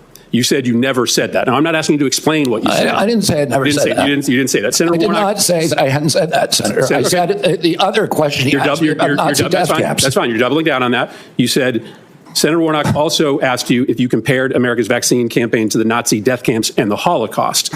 Again, you said yesterday you didn't say that. I did not say that. You did not say that. Senator Bennett asked you yesterday if you had made an allegation that AIDS is a different disease in Africa than it is in America. On that one, you said you didn't recall. Having had a day to think about it, do you recall? Oh, hold on now. That's the first time I'm ever hearing that. First time ever I'm hearing that one there. So it's a totally different disease in Africa than it is here? Why is that, if that's true? Paul saying that AIDS is a different disease in Africa than it is in the United States. I looked up that passage in my book and found that indeed the diagnostics for AIDS are very different in Africa than in the United States, that the list of symptoms is almost completely different. So let me just, I'll submit this for the record, but having denied the first two statements, let me just read what you said. You said in 2013, is it hyperbole to say that the people who run our vaccine program should be in jail? They should be in jail. To me, this is like Nazi death camps. Look at what it does to the families who participate in the vaccine program. I can't tell why somebody would do something like that. I can't tell you why ordinary Germans participated in the Holocaust. I can't tell you what was going on in their minds. With respect to the pedophilia scandal, you said the pedophilia scandal in the Catholic Church is a perfect metaphor for what's happening in the United States. The vaccine program, it's the same reason we had a pedophilia scandal in the Catholic Church. It's because people were able to convince themselves that the institution of the church was more important than these little boys and girls who were being raped. I don't disagree with Senator Mullen. I don't want an HHS secretary that's not going to question science. I think it's important to question science.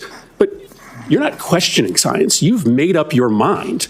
You have spent your entire career undermining America's vaccine program. You make these purposeful comparisons to those that are administering the vaccine program, to the Nazi executioners, to the people who covered up the Catholic Church. Say what? So now it's wrong to have a comparison, to have something to compare with. Are these dudes losing their fucking mind? How did that make any damn sense? So once you got the data, that's all you want. It's just your data. You have nothing to compare it to, especially around the world. It's not coming out right, buddy. Who are you? You Senator Murray. Church's pedophilia scandal, because you have made a decision that there is a comparison, that there is evil in the vaccine program as there was evil in the pedophilia scandal and the Nazi death camps. You aren't exploring science. You have made up your mind. You've spent your entire career trying to undermine these programs. And so the reason that these statements, these incredibly aggressive, over-the-top statements matter to us is because it just isn't believable that when you become secretary, you are all of a sudden going to be consistent with science. People who have spent their career saying these kinds of things, running the kinds of campaigns that you have run, don't all of a sudden change their stripes. And so, Mr. Chairman, I will submit these statements. Can I respond to that, Senator? Without objection. My statement about the Catholic Church is almost identical to the findings of the government oversight investigation. Okay, so that dude is the senator of Connecticut. Man. Taking notes of these people.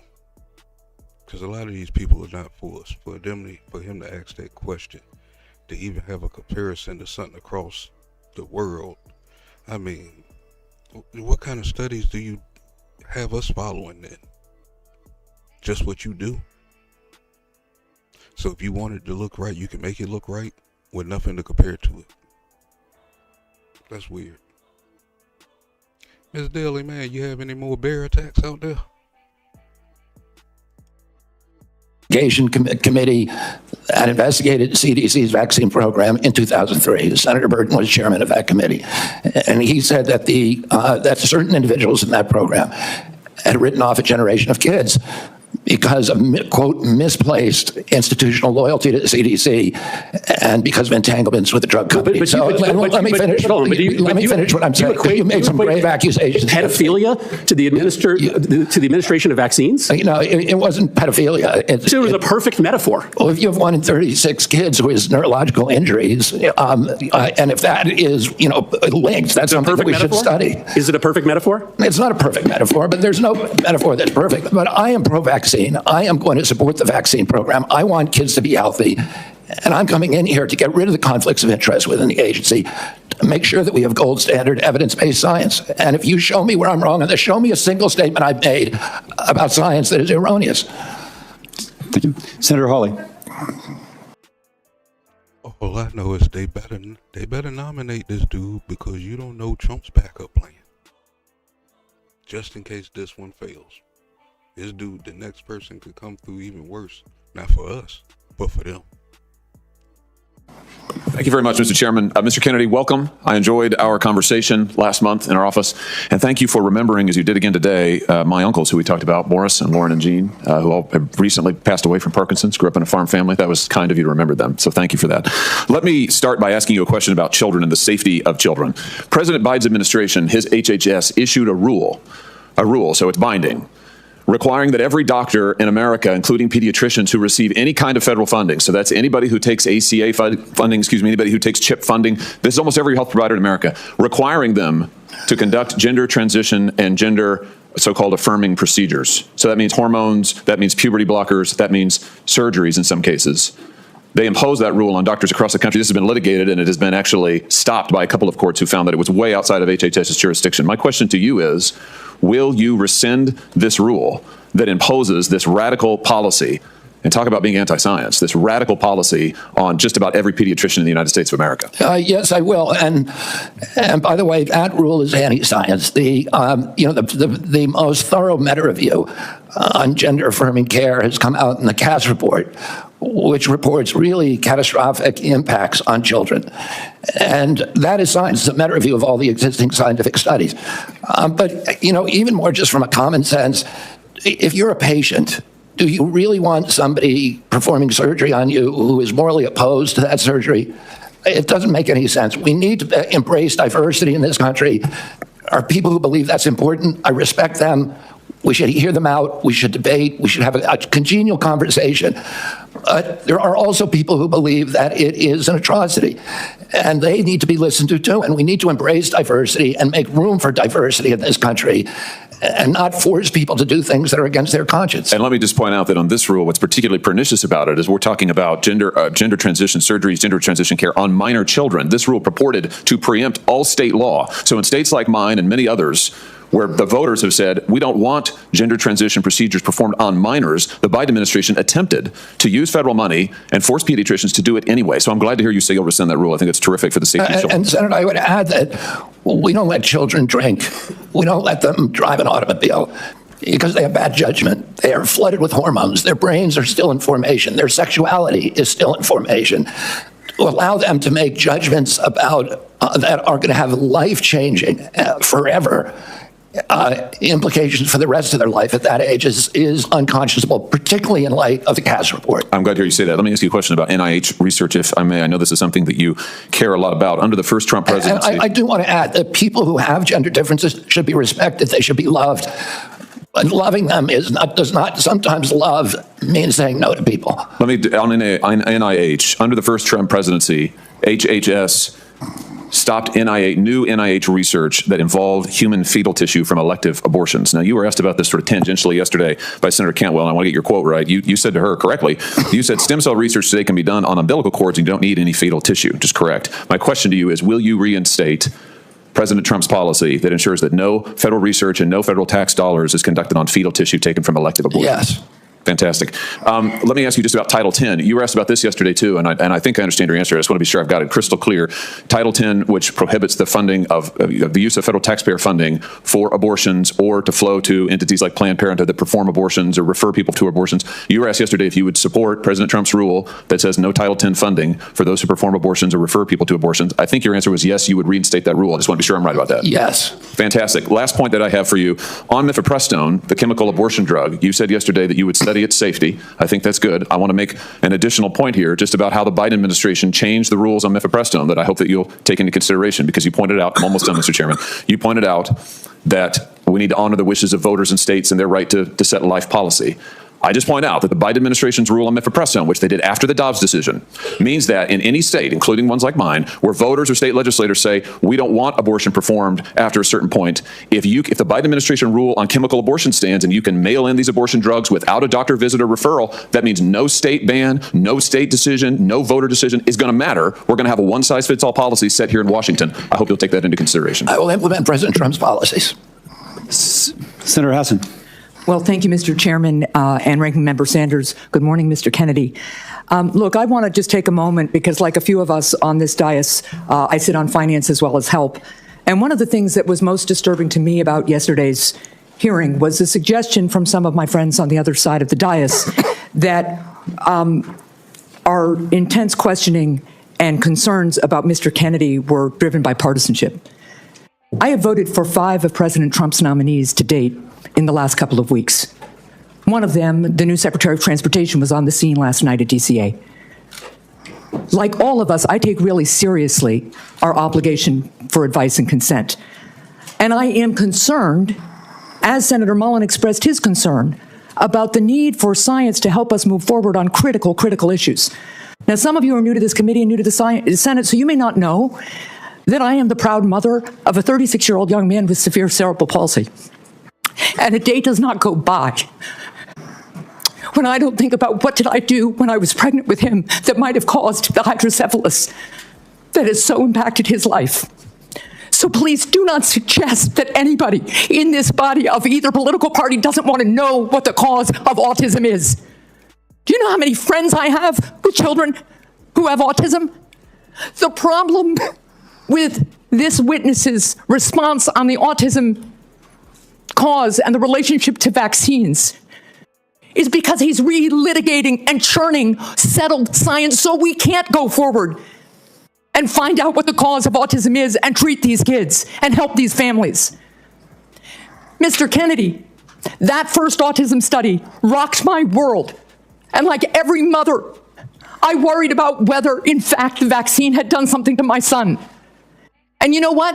It was a tiny study of about 12 kids. And over time, the scientific community studied and studied and studied and found that it was wrong. And the journal retracted the study because sometimes science is wrong. We make progress. Y'all hear this woman's story, but they want us to think that vaccines are all safe. That's why I say it's something wrong, but why they keep sticking up for it. 12, they tested 12 people and just wrote it off, and then when they found out that it was true, they eliminated the information. Is that what she's saying? But that's what they do all the time. We already know they do this. But you know, that's fucked up. So I know she's gonna nominate him. We build on the work and we become more successful.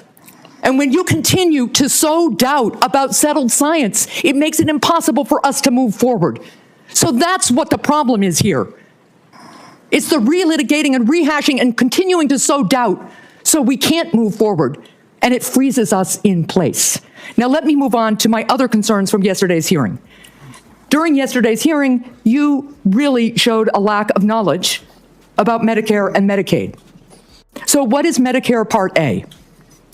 Medicare Part A pays mainly for primary care for physicians, and then Medicare. No, so it is about, Medicare Part A is seniors coverage for inpatient hospital care. What's Medicare Part B? For physicians and doctors. Medicare care Part D that is coverage for outpatient care and home health. So what is Medicare Part C? Medicare Part C is a program where it's the full menu of all the services, A, B, C, and D for Medicare. It is Medicare Advantage, which it's the private insurance option for seniors on Medicare. So, Mr. Kennedy, you want us to confirm you to be in charge of Medicare, but it appears that you don't know the basics of this program. So let's turn to Medicaid. No, I had to correct you on several things. Oh, you let's just turn to Medicaid. Yesterday you didn't correct me. I didn't get it wrong. Mr. Kennedy, my time is. Fuck your time. Let the man answer the goddamn questions. Nah, I just stood up for you, goddamn. I mean, damn, we want you to answer the questions, but you got to be respectful. You got to let the man answer and not cut him off. Whether he's right or wrong, correct him after he's done. This shows me that I can't trust you either. You're too much in your feelings right now. That's just me. Y'all might look at it otherwise. Even though she might be right, but how you delivering and coming off right now, the suspect. You ain't giving the man a chance to even say it wrong. So we can hear it. Is limited, and I hope the chair will give me a couple of more minutes. Senator? Yes, Medicaid. All right, because you're giving me very little time to answer one. Let's turn to Medicaid. Medicaid, you said yesterday to Senator Cassidy, Medicaid is fully paid for by the federal government, and it's not fee for service. That statement is false. Do you now understand that that statement is false, yes or no? That Medicaid is paid for by the federal government? I believe that. You said it is fully paid for. Medicaid, in fact, sir, is a federal-state partnership. The state has a partnership. Right, so you were wrong yesterday, so you're acknowledging that that statement was false, right? I misstated something. All right, good. So yesterday when you were questioned about Medicaid, you repeatedly dodged questions by saying you want to make it better. Republicans are circulating a proposal that would end Medicaid expansion in some states, including in New Hampshire. So I will continue, submit this for the record, but it is important to me to understand whether you believe that taking Medicaid away from 60,000 people in New Hampshire would make Medicaid better. And would it make New Hampshire healthy again? I'll submit that for the record. Thank you, Mr. Chair. Senator Tuberville. Thank you. Thank you, Mr. Chairman. Thank you, Mr. Kennedy, for being here. Being a few months older than me, I'm going to be respectful to your elder. Not by much. Yeah, not by much, that's right. But thank you. Look at this room. We hadn't had a full room in here since I've been in here 4 years on any hearing. Thank you for bringing the light to what this is all about. It's about health in our country. There might have been a half a dozen people in the last Health and Human Services.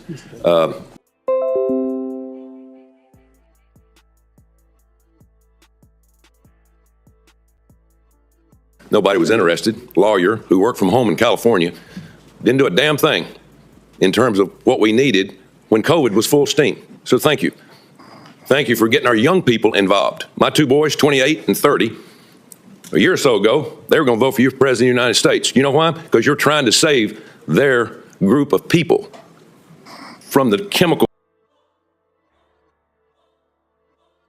I told you it was possible that he could be our president right now. You know what I'm saying? There was a lot of people going to vote for him. It was either going to be him or Trump. But I don't think he knew that he didn't have enough to beat Trump. But he damn sure would have beat Kamala. So since you know you couldn't beat him already in the middle of the race, you might as well join him.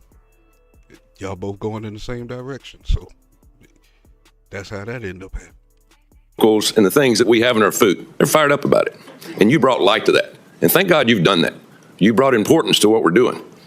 You know, I coached for 40 years. In the last 4 or 5 years I coached, I'd never seen like the run on drugs our young people are being given by doctors across this country.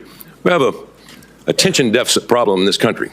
You know, attention deficit, when you and I were growing up, our parents didn't use a drug, they used a belt and whipped our butt, you know, and told us to sit down.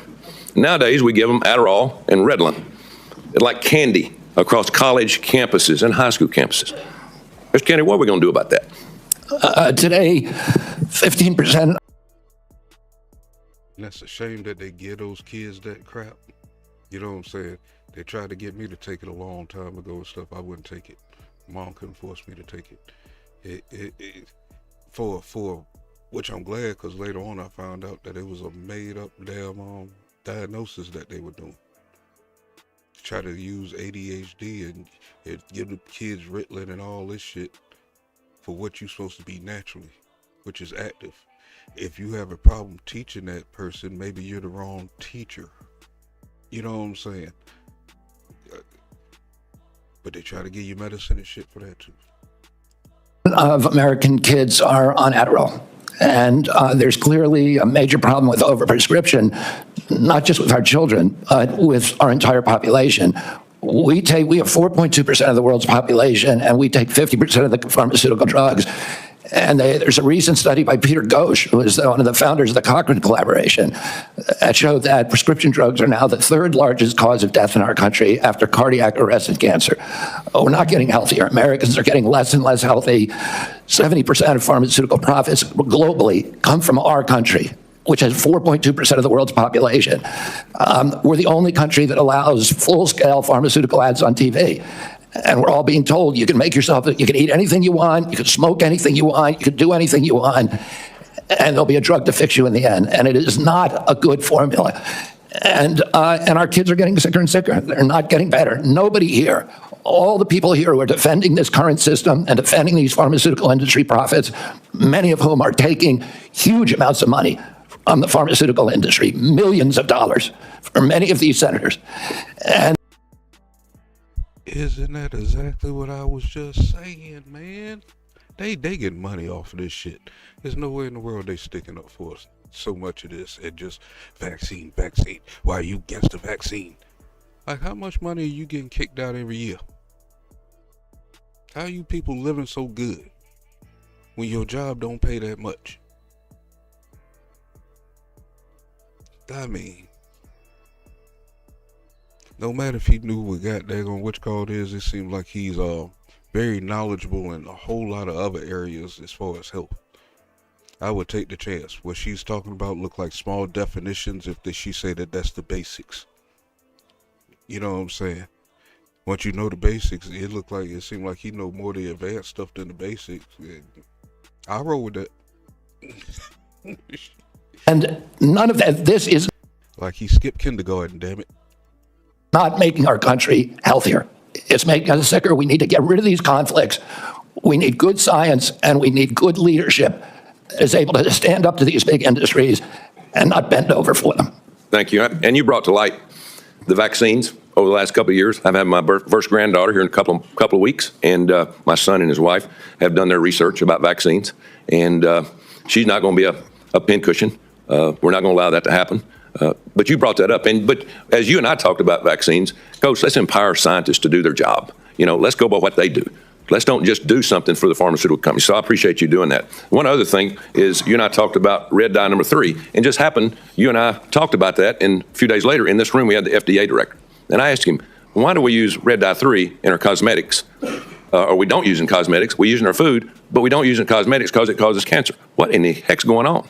Well, a few weeks later, because of your insistence, we dropped it. So tell me about dyes and things that you're concerned about, because I get more talk about that than anything.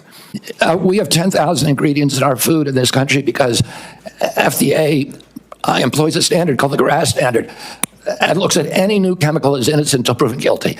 In Europe, they have 400 ingredients in their foods. Kellogg's makes Fruit Loops for the United States alone. It is loaded with red dye, blue dye, yellow dye, and many, many other ingredients. They make the same product for Canada that's all vegetable dyes. And for Europe, if you eat a McDonald's French fry in this country, it has 11 ingredients.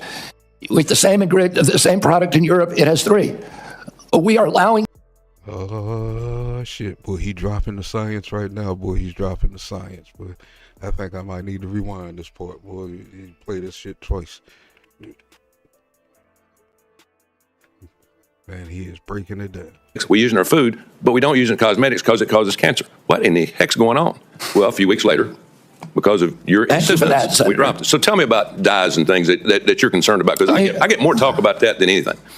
We have 10,000 ingredients in our food in this country because FDA employs a standard called the GRAS standard and looks at any new chemical as innocent until proven guilty. In Europe, they have 400 ingredients in their foods.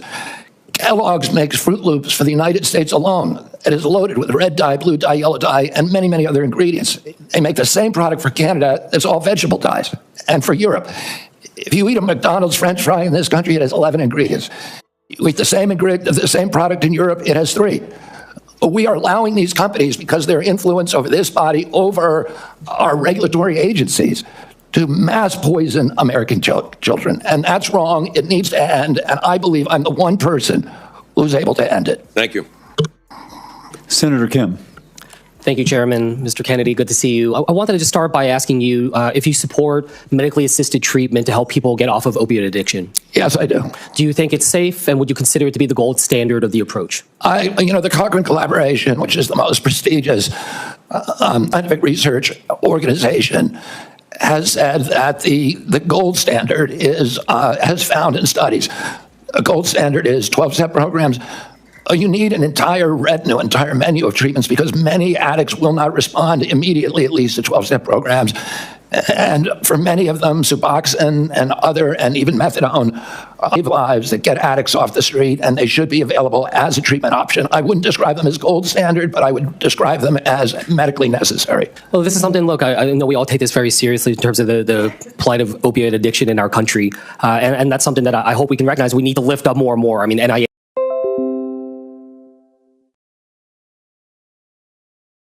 I do not think they should be the first frontline intervention for 6-year-old kids, for whom they are currently. That is the standard of practice now. If every American who qualifies for GLP by being overweight, 74% of our population asked for them, and the federal government was paying for it, it would cost over $1 trillion a year.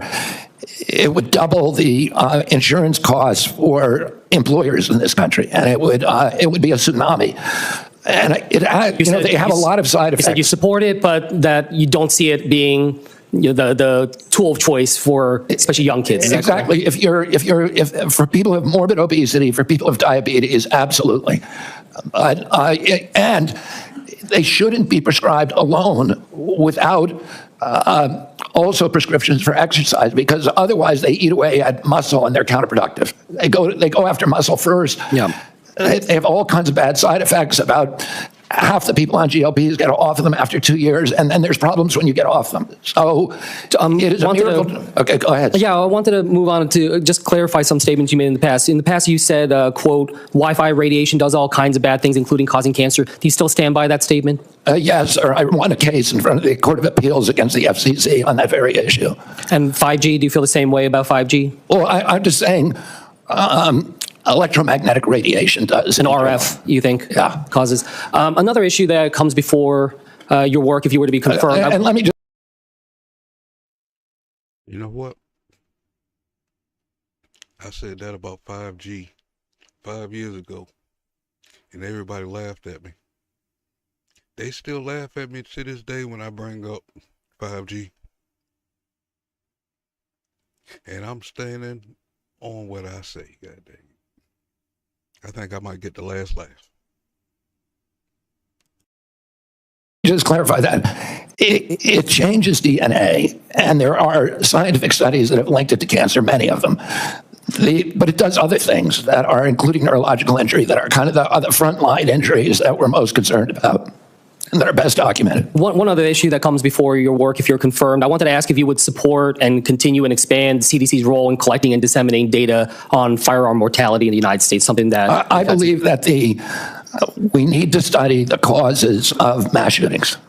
We need to study all the causes. When it came to, you said earlier in response on avian flu, you would continue the investments, that you would support vaccine development. I just want to clarify, does that mean you support investments in mRNA vaccine research and development? I'm not going to pick a vaccine right now. I need to look at all the data. I need to look at the safety data and efficacy data, but I'm going to continue research on every kind of vaccine. Mr. Chair, I yield back. Thank you, Senator Kim. And now Senator Banks. Thank you, Mr. Chairman. Mr. Kennedy, President Trump just won a historic election victory, and you were a big part of it. At the outset of the hearing, you talked about those Maha Moms, that coalition that you led, that movement that was behind you, that supported President Trump on Election Day, giving him one of the biggest electoral college votes in my lifetime.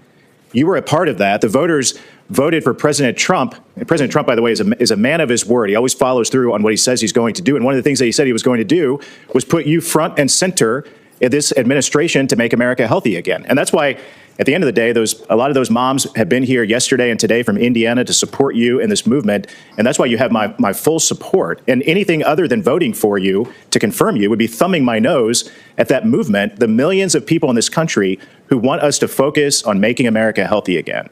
One of the things I've thought a lot about, I serve on the Armed Services Committee as well. I just left another hearing with the nominee to be our new Secretary of the Army, is the national security risk of an obese nation. 70% of our kids are not eligible today to serve in the United States military. And the Army 2 years ago was 25% off of its recruitment goals. And obesity among our kids is one of the reasons why. And I think you would agree, my first question for you, this epidemic in this country is as much of a public health risk as it is a national security risk. Would you agree with that? Absolutely, Senator. And like I said, well, I didn't say this. When my uncle was president, 3% of Americans were obese. And today, 74% are obese or overweight. In Japan, 3% are obese. So other nations, what we're seeing here is not happening elsewhere. And American kids did not suddenly get gluttonous and lazy. Something is poisoning them, and we need to figure that out. And then we need to end those exposures. We need to do gold standard science. And all of these moms recognize that we now have a unique opportunity in history, where history now is at an inflection point, where we have a unique opportunity to reverse this epidemic. And we know what we have to do.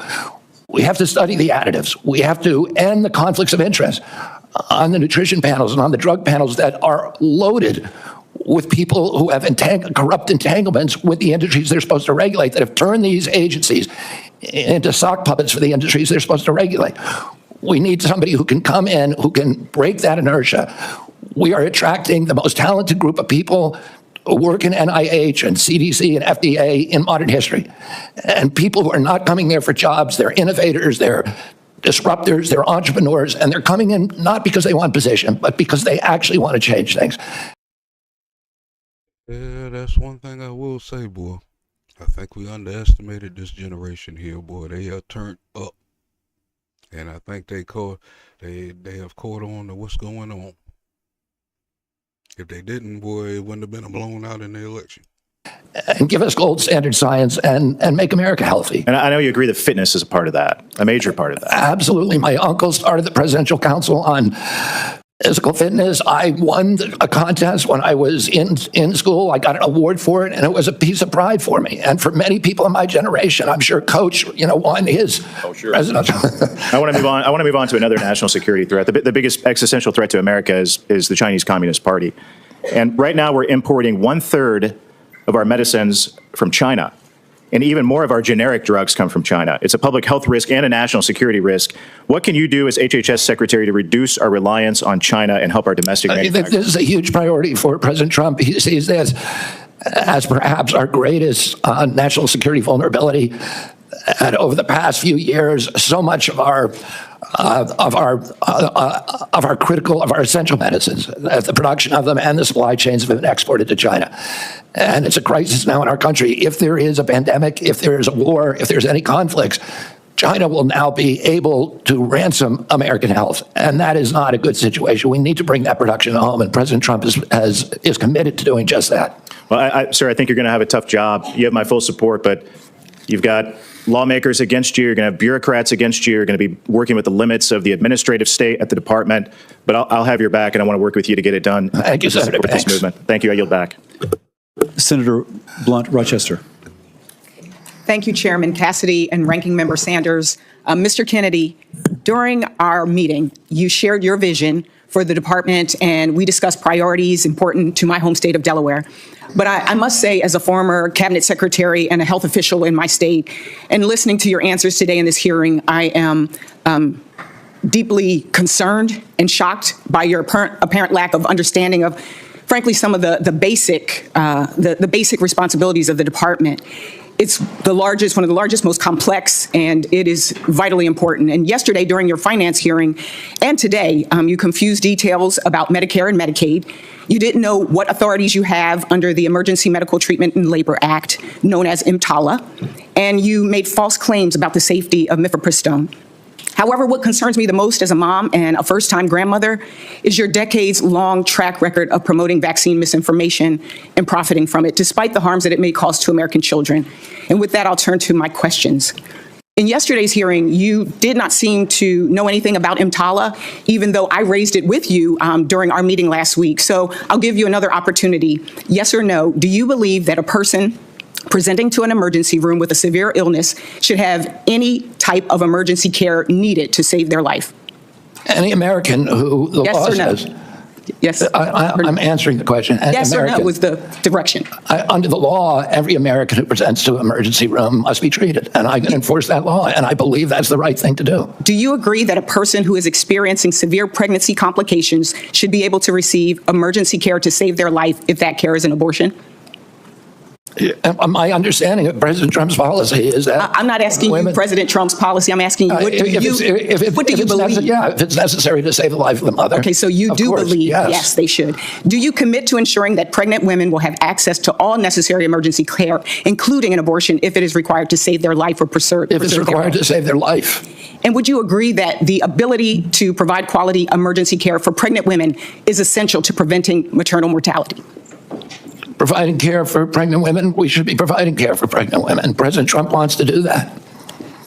Bottom line for me, women should not be forced to rely on emergency airlifts to other states for life-saving care. And to be blunt, in our meeting, your lack of understanding really, again, was very concerning. In a 2023 interview, you described yourself saying, "I'm a Kennedy Democrat. I believe in labor unions. I believe in a strong, robust middle class. I believe in racial justice." And just yesterday and today, during this hearing and the hearing yesterday, you said we need to respect diversity.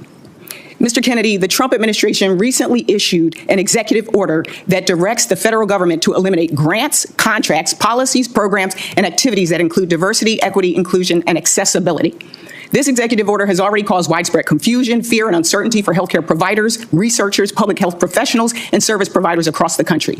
You said in our meeting that you understand that health disparities exist. So yes or no, do you, in your view, do the following programs count as health DEI programs, programs that target Black women to address the maternal mortality crisis? Senator, there are 7. Yes or no?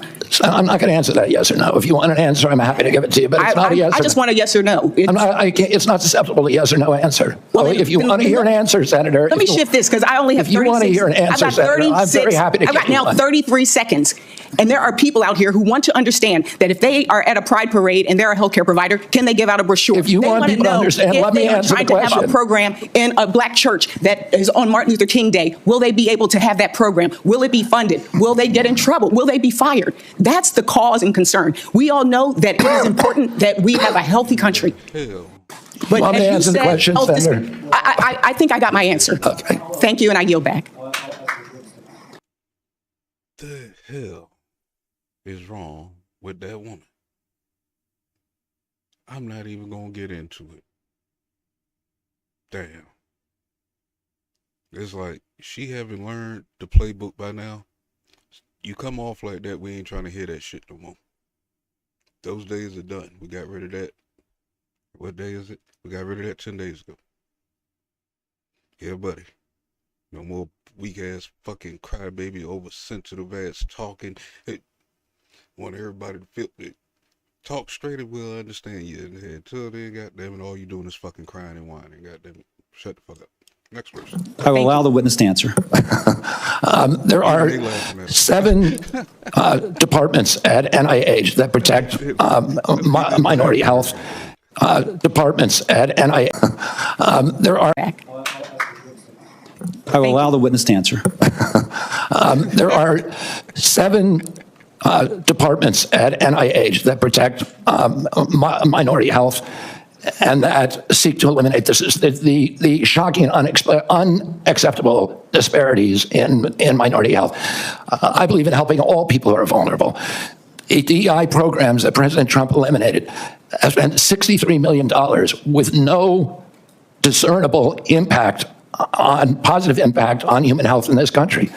There's institutions already that existed before President Biden, whose job it is to do just that. Will you cut those programs that you just referenced? That decision is up to Congress, not to the HHS Secretary. Thank you. I yield back. For the record, treating a miscarriage or ectopic pregnancy is not an abortion. It's just false. And so I would ask that not be, since I'm not into misinformation, I would ask that misinformation not continually be repeated. Senator Husted. Thank you very much. Mr. Kennedy, thank you for the... Oh, there we go. Thank you for the work that you have done to create awareness about the food we eat and how it affects our health, particularly with our children. And you have helped put that on the American agenda, rightfully so, and I appreciate that. I want to share with you a few statistics. According to the CDC, obesity prevalence is around 42% among adults with lower incomes compared to 31% among higher income individuals. That the relationship is strong among women. 45% of low income women are obese compared to 29% of higher income women. And I know I have had this conversation over the course of my public service career many, many times because at the states we run the Medicaid program, that it impacts those health statistics, that obesity impacts our programs, the cost of them, the quality of life of the people who are served.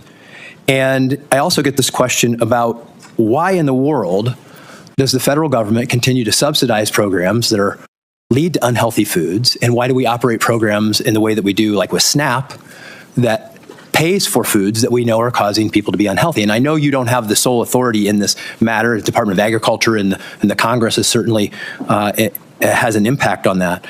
But could you just shed some light on how you see your role in trying to impact that? Because we see that these policies are disproportionately affecting poor people, and the inability to change them and make America healthy again is having a disproportionate effect not only on them, but the cost of all of these programs we're trying to maintain. I mean, the first thing, Senator, thank you for the question, Senator. The NIH has been diverted into away from studying the etiology of chronic disease. So there's almost nothing at NIH, very, very little, a low percentage of its budget, a $42 billion budget that is devoted to finding out why we're having this obesity epidemic. We know it's an environmental toxin. Epidemics are not caused by genes. That genes may provide a vulnerability. You need an environmental toxin. Why aren't we devoting science to finding out what those toxins are and then eliminating them? And, the focus is on infectious disease, and we almost altogether ignore chronic disease, which causes 92% of the deaths in this country. And during COVID, we had the highest death rate of any country in the world. We had 16% of the COVID deaths. We only have 4.2% of the world's population. No country did as poorly as us. When you ask CDC, why is that? They say because we are the sickest people on earth. The average person who died from COVID had 3.8 chronic diseases. American blacks were dying from COVID greater than almost any population in the world, about over 3,000 deaths per million population. The only people worse are Indian reservations, which have an even higher rate. And the only person who did worse globally were Samoans. We had the American blacks were disproportionately impacted because they disproportionately have diabetes, obesity, cardiac illnesses, and other chronic disease. We need to start studying those, and we need to get rid of the conflicts in the agency that obstructs those studies, and that are focused on advancing the mercantile interests of the food industry and the pharmaceutical industry rather than the health of the American people. Well, I would ask you to take, if confirmed, to take a leadership role across agencies to advise us on what policy changes we must make to both not make it worse, but to make it better. Because we subsidize, literally, we have policies as a government that encourages the production of foods and the sale of foods to particularly our poorest Americans that lead to these problems. We are literally creating the problem that we're trying to solve, and your recommendations would be very much appreciated. We already have liaisons with the USDA, with Brooke Rollins, so that we can, with whom I have a very good relationship, so that we can work collaboratively to reduce the chronic disease and the exposures that are causing them. Thank you. Senator Hickenlooper. Thank you, Mr. Chair. And thank you, Mr. Kennedy. Bobby, we share a mutual oldest best friend, and I respect that affection that you have for him very, very much.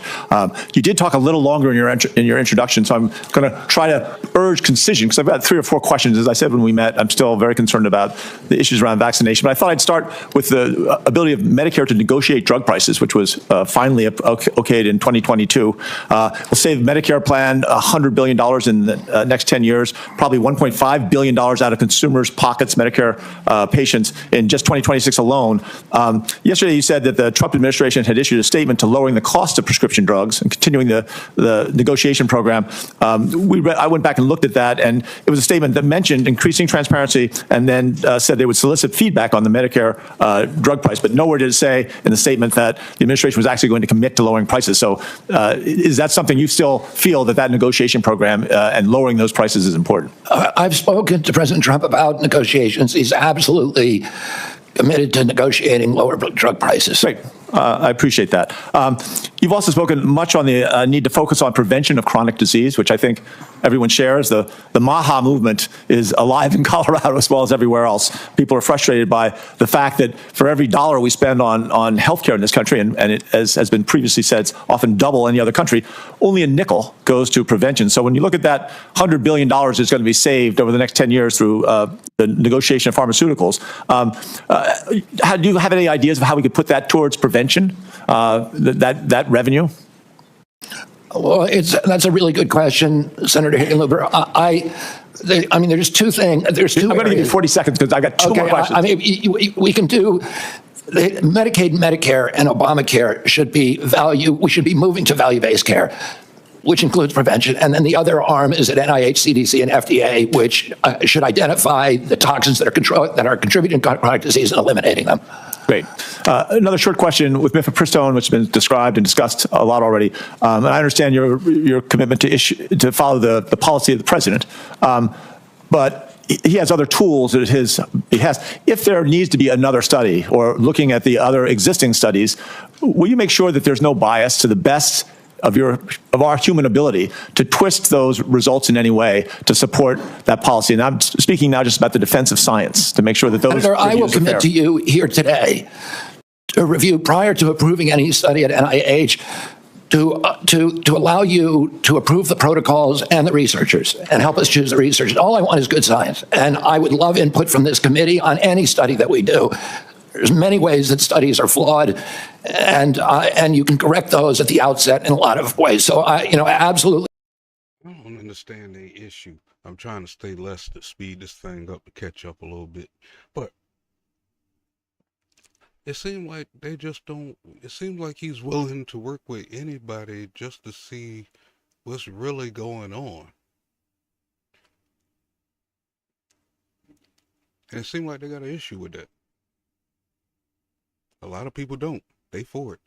A lot of people want to know what the hell is going on, especially with these damn vaccines. But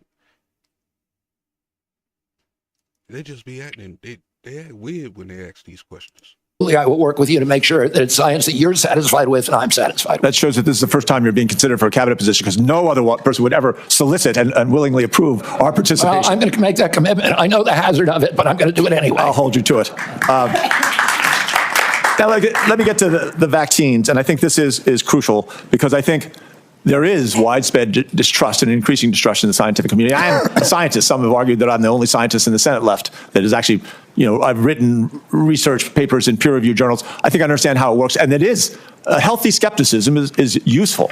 But we want to make sure that's a healthy skepticism. And, yesterday in the discussion about Lyme disease, you said that, in your discussion that it was formulated to be a militaristic bioweapon, that you had heard that in 3 books, but you hadn't read through. And I think at a certain point, if you're going to be an activist, or some people would say a prophet, that what you say becomes promoting something, promoting an idea.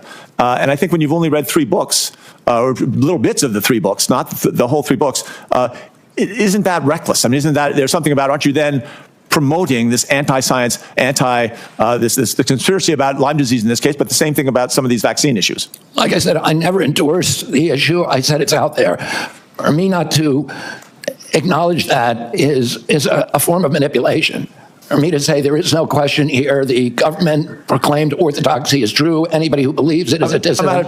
I'm out of time, and I appreciate the things. I just leave it that just because we do have one out of 36 kids that, again, we can't explain what it was. It's not fair to put that blame onto all kinds of things, but focus on vaccinations. I yield back. Dr. Moody, I'm sorry, Senator Moody, I'm sorry. Good morning. Thank you for joining us, and thank you for sitting down with me and spending so much time with me in my office. It has been an overwhelming week. I am the junior-most senator on this committee, and certainly you treated me no differently than the chairman, and I'm grateful to you for that.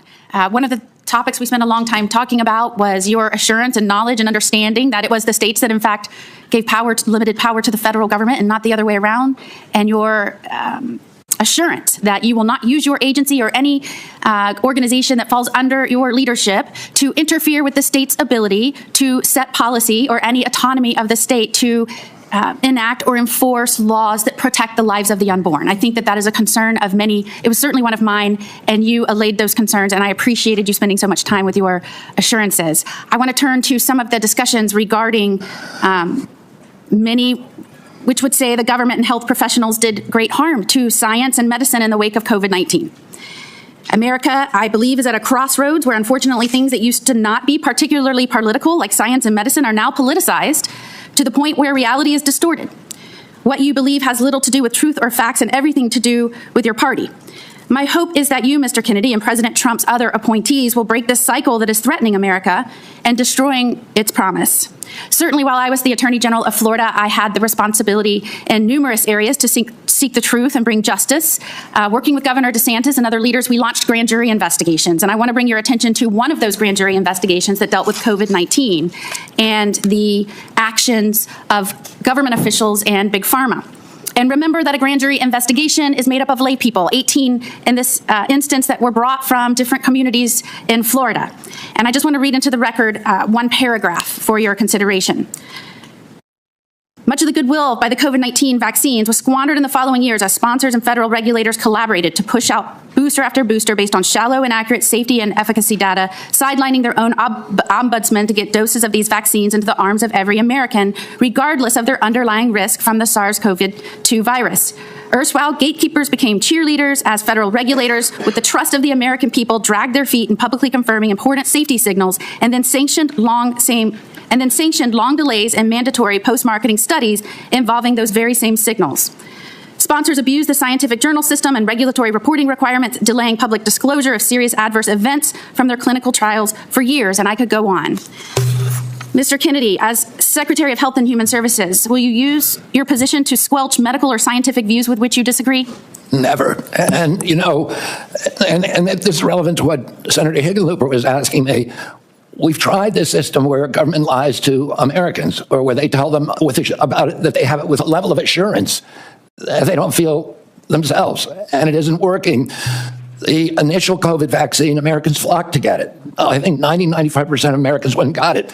The CDC has now recommended an 8th booster, and only 23% of Americans at most are taking it. It's because 77% of Americans no longer trust CDC. That's not a good thing. If we want uptake of vaccines, we need a trustworthy government. In other nations where they don't have mandates, like Japan and a few years ago in Germany, they had the same uptake as we did, without any mandates, because people trust their government. That's what I want to restore to the American people and the vaccine program. I want people to know if the government says something, it's true. It's not manipulative. And it's not a noble truth, which is what a certain doctor called his lies. Certainly, I don't have a lot of time, but I would like to bring your attention to another grand jury investigation that we did in Florida, and I would ask Mr. Chairman to enter into the hearing record 2 grand jury reports related to human trafficking and COVID-19 to have your commitment that any organization under your purview will work with the states, not impede our investigations, to ensure that children that are in this country, that are minors that are under your purview, that you will communicate with us so that we can have the information to make sure that they are safe, unlike in an investigation where Biden blocked us in this administration at every turn to keep us from getting information showing that they trafficked children that were brought into this country and lost dozens, tens of thousands of children, lost track of them, information. So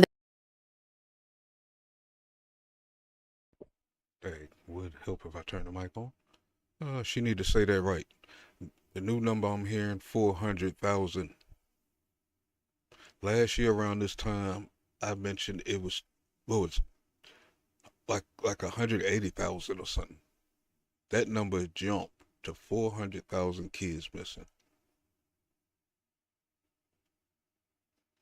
Damn. And they finding them too. They finding a lot of them. There's illegal gangs and all that shit they have. There's a lot of shit going on. All of it's about to be coming out. I don't want to prematurely speak.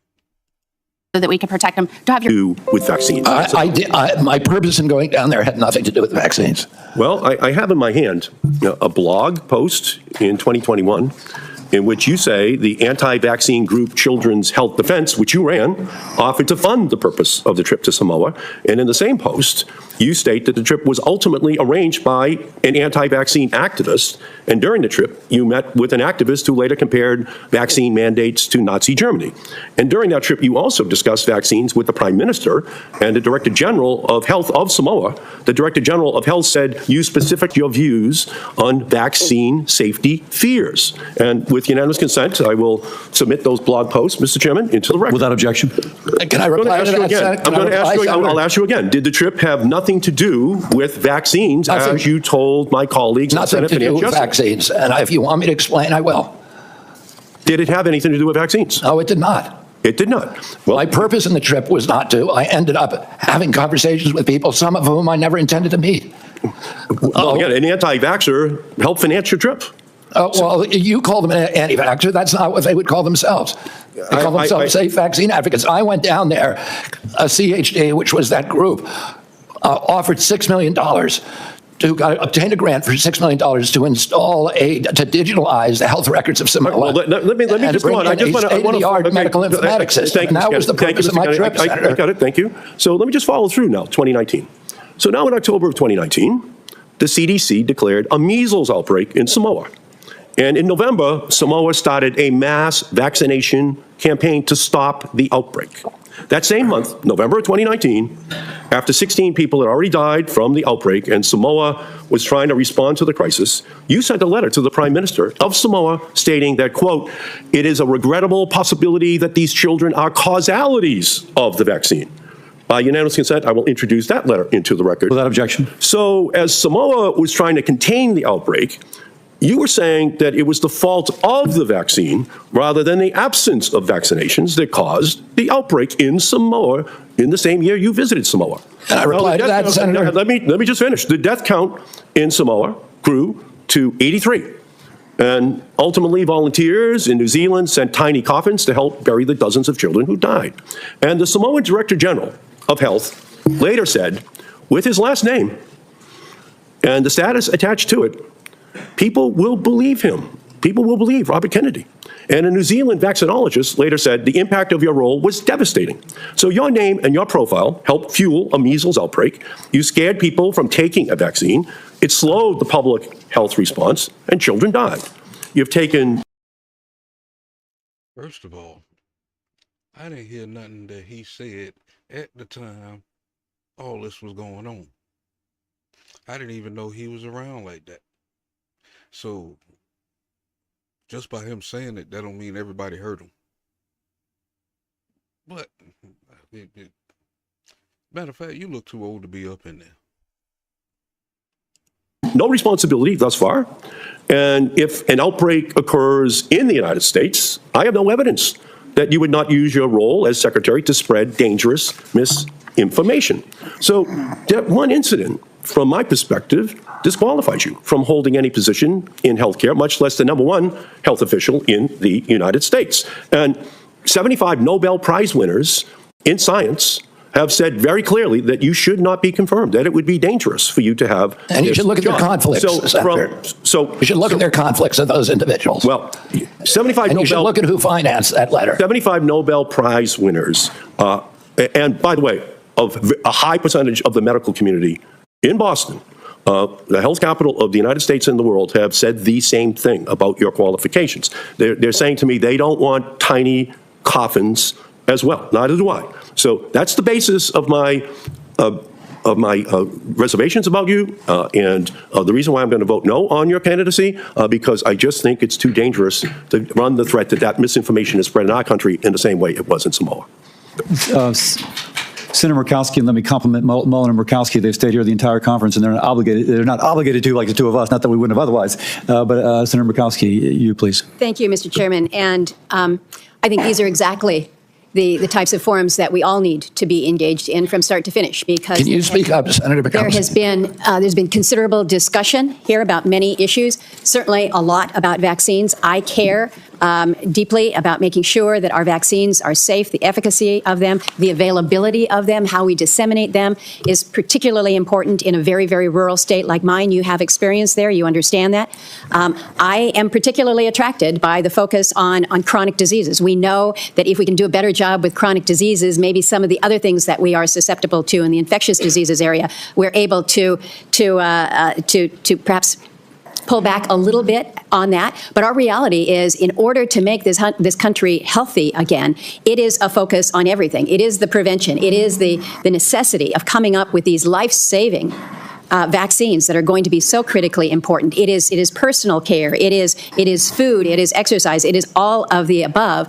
And we got to figure it out together. We do need to shake some things up, but we also need to give a level of confidence. And this is what I'm hearing from so many of my colleagues who have raised the issue of vaccines. We have made some considerable gains in my state of Alaska with vaccinating the many people in very rural areas where one disease outbreak can wipe out an entire village. We saw this in 1918 with the Spanish flu, and that's why everyone was rattled to the core. Villages were shut down entirely during COVID because of the fear of transmission. And so they're looking for these life-saving ways and means. And so when there is a lack of confidence, when there is a doubt, it's like, well, what do I do? And so we're pulling back then on, again, these areas where we can work to prevent some of these deadly diseases that we thought we had wiped out years ago. We have dramatically reduced diseases in my state like Hep A and B and meningitis. We're just now getting through a tough bout of whooping cough that came around to the state. Now there's a scare in the peninsula in Alaska about a measles outbreak. So, man, you full of shit too. You saying all this to say what? Why are you not bringing up how Australia's one of their biolabs lost 200 viruses last month? Why ain't you bringing this up? Or was it 2 months ago? Oh, it was more like a month and a half or so. They're not going to bring that kind of stuff up and tell you that. They're just going to tell you you having little pop-ups here and there. Where's those 2,000 or 200 viruses go? How did they get out the lab? And you can't say we can't go just punch this up and the articles popped up. You know what I'm saying? The article gonna pop up. They mislead by not telling you the whole truth.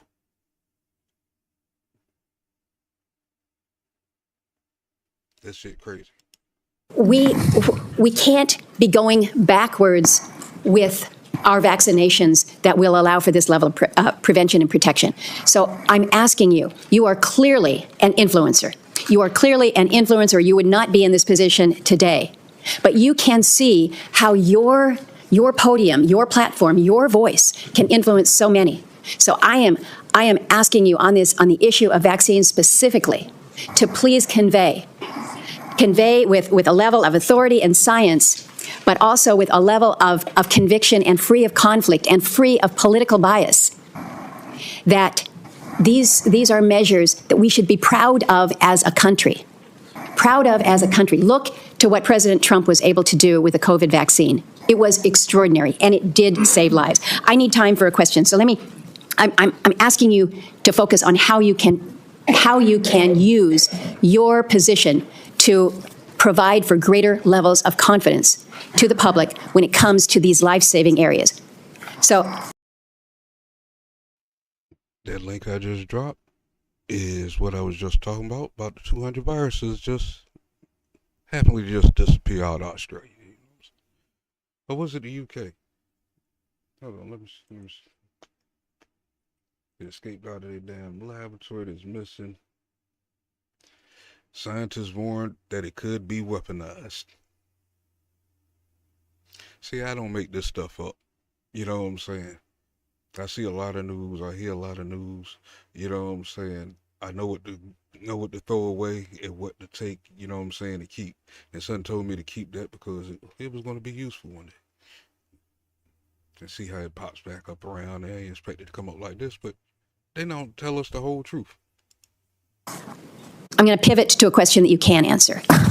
This relates. I can answer that one, too. I know, but I have 43 seconds, and no one has talked about our native populations. When you look at our health statistics, whether it's Alaska Natives or whether it is American Indians, our health statistics in this country, you know very well because we talked about them, are not where they need to be. And it's in all categories. It's infectious disease, it's tuberculosis, it's Hep C, it's mental health, it's depression, it's substance use, it's sexually transmitted diseases, it's hypertension, stroke. It is so deep, and it is so challenging, and it is so hard. You have received support from Native American tribes. You have been in these areas. You have been quoted, and I'd like for your comment on this, as quoted saying, as far as budgeting for Indian country, you said you would immediately triple the budget to support tribes. Can you expand on this pledge and the commitment? Because this is an area where we have truly left our Native people behind when it comes to their health and their health outcomes. Yeah, thank you, Senator. And you know, this is an issue, as you and I talked about, that is very important. It's always been a priority for me. I spent 20% of my career working on Native issues. I was one of the founding editors of Indian Country Today, which is the biggest Indian newspaper.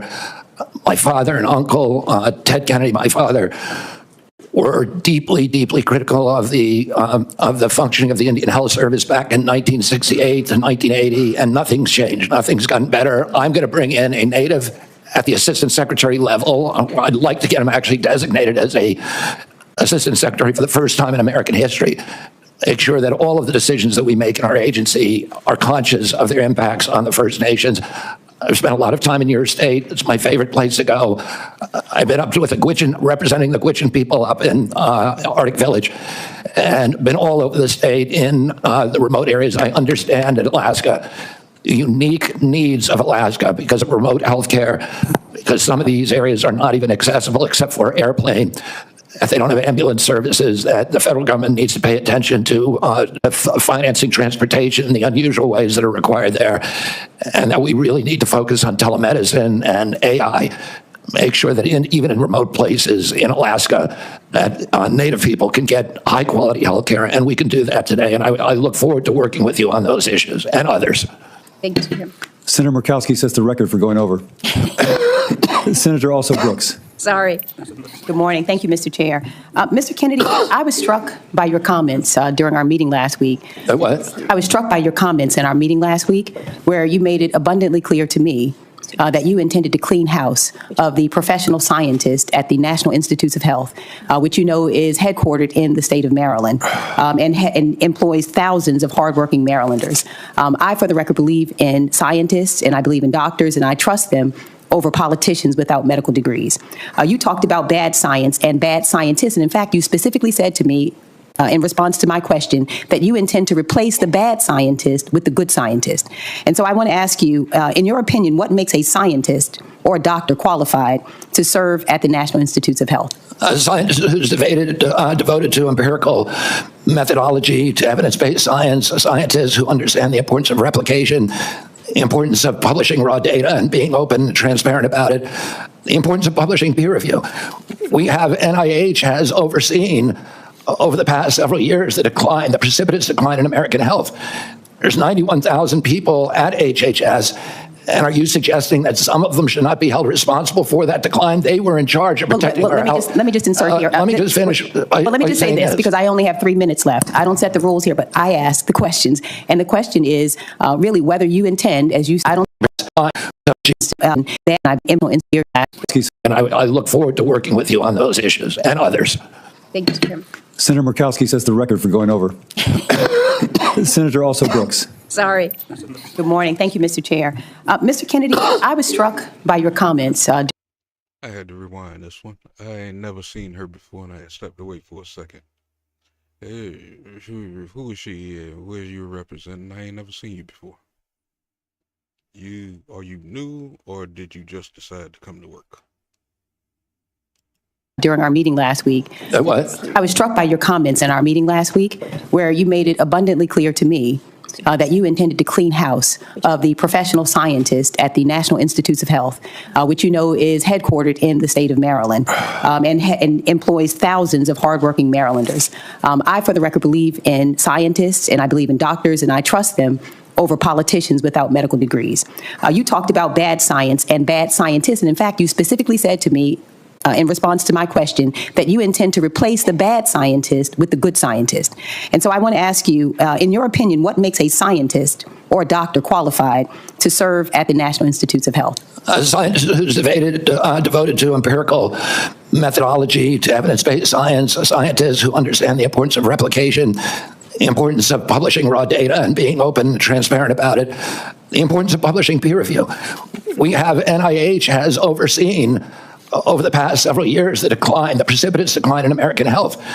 There's 91,000 people at HHS, and are you suggesting that some of them should not be held responsible for that decline? They were in charge of protecting our health. Let me just insert here. Let me just finish. Let me just say this, because I only have 3 minutes left. I don't set the rules here, but I ask the questions. And the question is really whether you intend, as you said, to substitute essentially your judgment for the judgment of these professional scientists and doctors. I'm not going to substitute my judgment for science. Of course, I'm not going to do that. What I'm going to do, listen, the New York Times just did an article last week talking about the fraud, the 20-year fraud, 800 fraudulent studies produced by NIH on amyloid plaques and not allowing any other hypothesis about the cause of Alzheimer's. Well, how will you decide, Mr. Kennedy, which scientists are bad scientists? Are they the ones who disagree with you? The ones who are corrupt, the ones who have been doing science like the amyloid plaque studies that were fraudulent. Let me ask you a question. Do you have a medical degree? Do I know? Okay, let me go to the next question. The Heritage Fund has compiled a watch list of federal employees to go after federal staff. Is there a watch list for federal staff at HHS? Not that I know of. Have you or has anyone in the administration developed a list of career scientists or federal staff that Did she say the Heritage Fund? Hold on, where have I heard that name before? Is she reading from that property bullshit from that damn Project 25 shit? Black folks can't get off that shit. That is Well, doctor, let me ask you a question. Do you have a medical degree? Do I know? Okay, let me go to the next question. The Heritage Fund has compiled a watch list of federal employees to go after. Heritage Foundation. Heritage Foundation is the one that made the Project 2025. But I'm about to look that up just make sure it's not the same thing. But if it is, why are you even referring to them when the dude said he absolutely have nothing to do with that? After federal staff. Is there a watch list for federal staff at HHS? Not that I know of. Have you or has anyone in the administration developed a list of career scientists or federal staff that you would target for termination? Not that I know of. And let me just ask you another question. Now, your failed presidential campaign has been raising money to try and cover your debts. And you were questioned about this yesterday and failed to answer a question that Senator Warren asked you. And so I want to ask you again regarding these emails that you have sent to raise money. How much has your presidential campaign made fundraising off of this administration's complete disregard for the workforce at HHS? Excuse me? I didn't hear the question. The last part. How much money has your presidential campaign made off of fundraising, off of this administration's complete disregard for the workforce at HHS? Zero. Okay, Mr. Chair, I'd like to ask unanimous consent to enter into the record 2 emails from this week and the week before regarding fundraising that you are currently doing through your presidential campaign. Without objection. And finally, I want to ask you, I have you said you were on a show on February 26, 2021, an interview with Dr. Judy Mikovits, where you said the following, and I quote, "We should not be giving black people the same vaccine schedule that's given to whites because their immune system is better than ours." Can you please explain what you meant? There's a series of studies, I think most of them by Poland, that show that. Whoa, buddy. So our immune system is better than white folks? Is that what he said? Let's see why she really asked that damn question. I know this can't be a bad thing that she asked this question. And she better not try to make it bad, because most folks never knew that. That the particular antigens that blacks have a much stronger reaction. There's differences in reaction to different products by different races. So I have 17 seconds left. Let me just ask you then. So what different vaccine schedule would you say I should have received? What different vaccine schedule should I have received? I mean, the Poland article suggests that blacks need fewer antigens than. This is so dangerous. So you get the same measles vaccine. Mr. Kennedy, with all due respect, that is so dangerous. Your voice would be a voice that parents would listen to. That is so dangerous. I will be voting. At this point, I knew she was going to fuck it up. No, she's dangerous and she's stupid as shit. Why do they show science experiments with them testing a white mouse and a dark mouse then? Because there's a difference between the melanated and non-melanated creatures on the planet. There's a difference. This is why you question and listen to everything. You know what I'm saying? And everybody's seeing them with the white mouse and the black mouse, especially in science labs, and they testing the mice because one has melanin and the other one doesn't.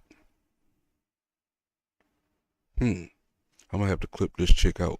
This is our Black History woman right here for the month.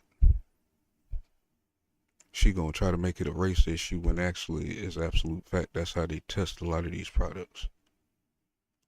Against your nomination because your views are dangerous to our state and to our country. I mean, do you think science is dangerous, Senator? This is published peer-reviewed studies. I yield. Senator Collins, who would have been here the whole time, but she was in an Intel committee. Thank you. Senator Collins. Thank you, Mr. Chairman. Mr. Kennedy, welcome, first of all. I agree with you that there needs to be more focus on chronic diseases like diabetes, like Alzheimer's. But it concerns me when I read a quote from you that says, I'm going to say to NIH scientists, God bless you all. Thank you for your public service. We're going to give infectious diseases a break for about 8 years. Don't we need to do both? Yes, absolutely, Senator. The problem is there's been an imbalance. We've devoted all of these dollars to infectious disease and to drug development to make NIH an incubator for the pharmaceutical industry, and very little to chronic disease. But chronic disease is 92% of deaths in our country. It's 9 out of every $10 we spend on our budget. Why aren't we devoting at least equivalent studies to determining the etiology of our chronic disease? It just seems like common sense to me. I would point out that in many cases it's Congress rather than HHS who sets the funding levels for various diseases. But NIH decides, as panels that decide who gets funding, not Congress, Senator. I want to share with you a discussion that I had with the Maine pediatric nurse practitioner. She raised the concern that if people are discouraged from getting their children vaccinated, we will lose the herd immunity in a classroom. And that means that a child who may be immunosuppressed and cannot get a vaccine are at risk of being in a classroom with an unvaccinated child, and thus at risk of getting the infectious disease because we've lost the herd immunity. What would be your response to that? My response is that vaccine uptake for the COVID vaccine, for example, is down to 23%, and all vaccines are dropping, and they're doing that because people don't believe the government anymore. We need good science, and I'm going to bring that in. I'm going to restore trust, and that will restore vaccine uptake. Well, you're certainly correct about what happened with the COVID vaccine, but let me switch to the polio vaccine. Do you think that the polio vaccine is safe and effective? Yes, I do. And so would you seek to reduce its availability in any way? No, not at all.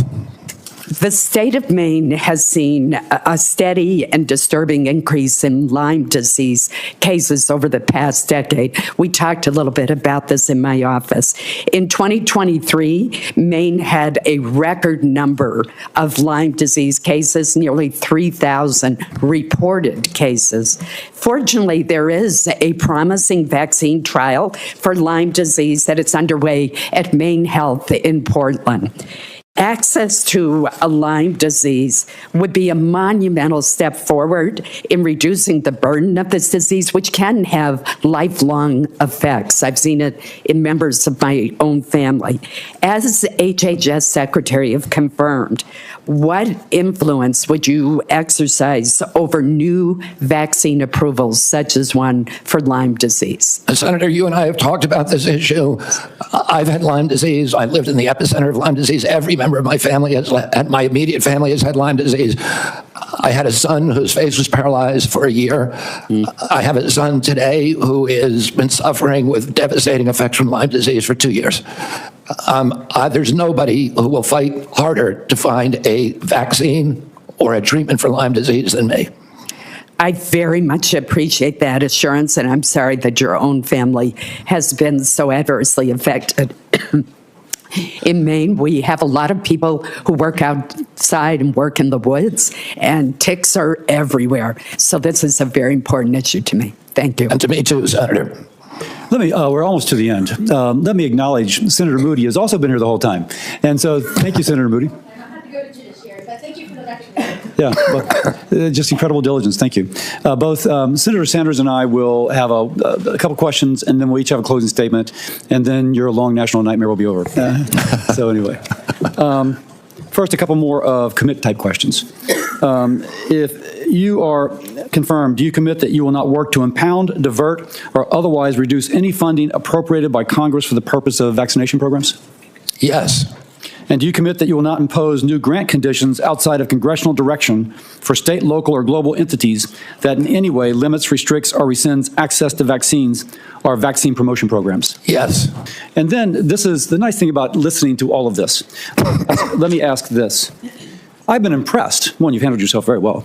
I've been impressed that on many things you are familiar with recent medical data. But on other things, you haven't been. So let me bring up two things that are very pertinent now. While sitting here, I went up to look at the medical literature on these issues. And here's a title, Why Parents Say No to Having Their Children Vaccinated Against Measles, a systemic review of the MMR vaccine hesitancy. And they found that fear of autism is a major driver for vaccine hesitancy among those with a college education or higher, influenced by internet social media narratives over physician-based vaccine information. I'll go back to something I said earlier. You got to follow it, man. There's a lot of people that look to you for, do I get vaccinated or not? People that I kind of know. But here it says it's not just my anecdote, it's actually out there. But when I raised, and you said, well, if I show you the data, you'll change your, because I asked, will you unequivocally, without qualification, say that measles vaccine does not cause autism? And you said, if I show you the data. I will publicly apologize. So here's and say that I was wrong. Here's a meta-analysis from 2014, and you quoted Cochrane on several occasions, which for the people watching is a meta-analysis. A meta meaning they look at everything, and then they come to a conclusion based upon as much facts as they can get. And here is such a study, and the title tells it all. Vaccines are not associated with autism, an evidence-based meta-analysis of case control and cohort studies, and they ended up looking at 5 cohort studies with roughly 1.2 million children. Now, this is from 2014, and it has a whole bunch of articles it references. And then I got a text from a former employee of the NIH, I emphasize the former, who says that in early in the President Trump's term, you and colleagues sent 90 papers for review by people at NIH. They felt like the NIH folks felt that without exception, they were severely lacking methodologically, and or found that they indeed showed the safety of these vaccines. We tried to engage Mr. Kennedy, but his colleagues refused to acknowledge the expertise of dozens of NIH scientists we made about those papers. Now, you're a smart guy. You're reading the medical literature, and you're coming up with the recent medical literature on certain issues. But here is both older article, summarizing lots of older articles, that have come out since the original refuted Wakefield article in The Lancet regarding measles and autism. And here is somebody who, you know, it's he said, but somebody who said that previously you've had this presented to you. So back to me. I'm a doc trying to understand. Convince me that you will become the public health advocate, but not just churn old information so that there's never a conclusion, as Senator Hassan suggested, but that will become the influencer for people to believe, no, there's 1.25 million kids studied and there's no autism associated with measles. How do, you tell me, you see what my question is in there. Senator, I'm going to be an advocate for strong science.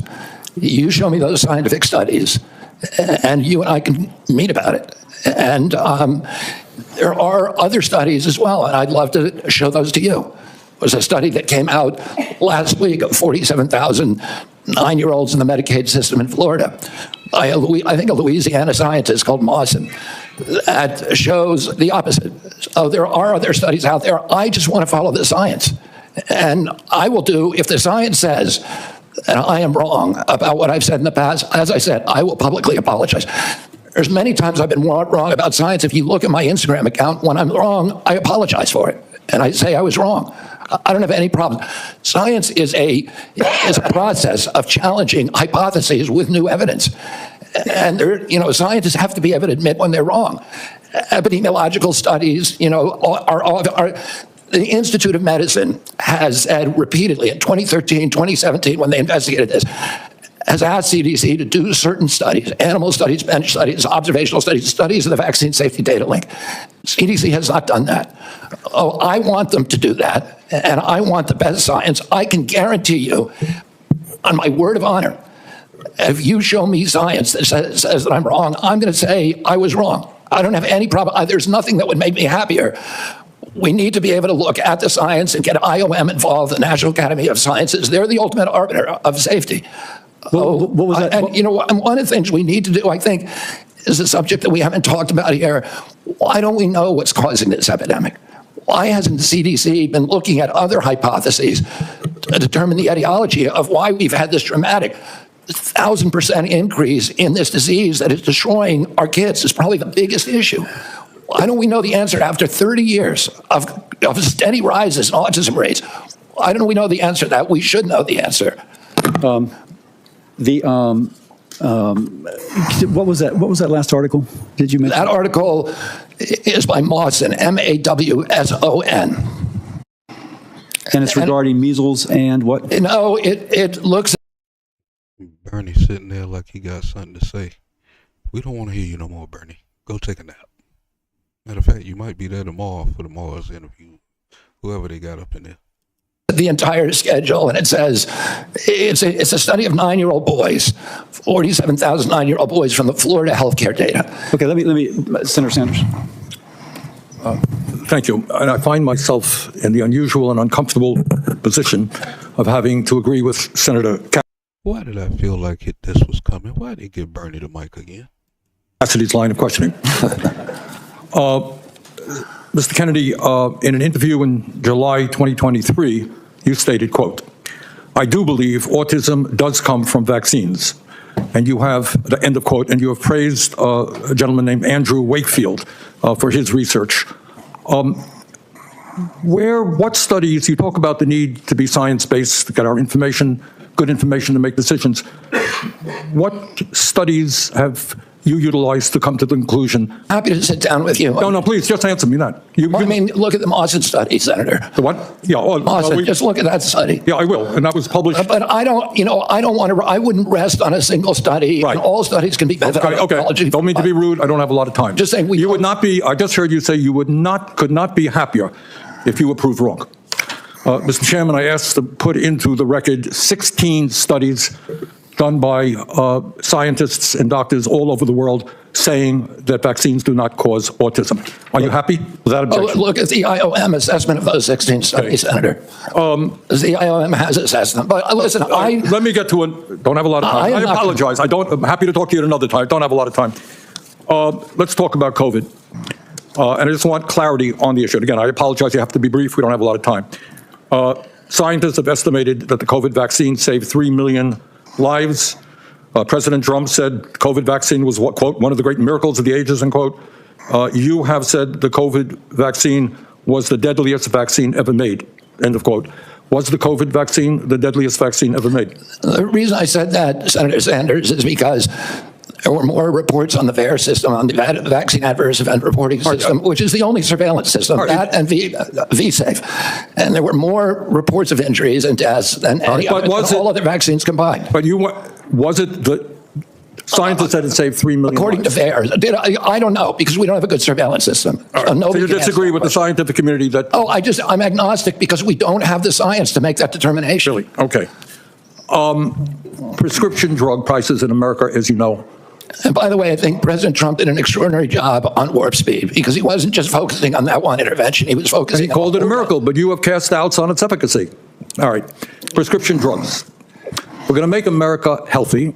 I agree with you that we need a revolution in the nature of food in America, physical exercise, etc. Very, very important. But there are people who are going to get sick, and they have to go to the doctor and find out why. 1 out of 4 Americans today cannot afford the prescription drugs their doctors prescribe because we pay by far the highest prices in the world for prescription drugs. We made some progress under the Biden administration of negotiating prescription drug prices with pharma. First time that's ever happened. Now, yesterday you told me that the White House was going to issue something affirming their support for continuing those Medicare negotiations. Turned out not to be quite accurate. They came up with some bland statement, could have been written by pharma. Very specific questions.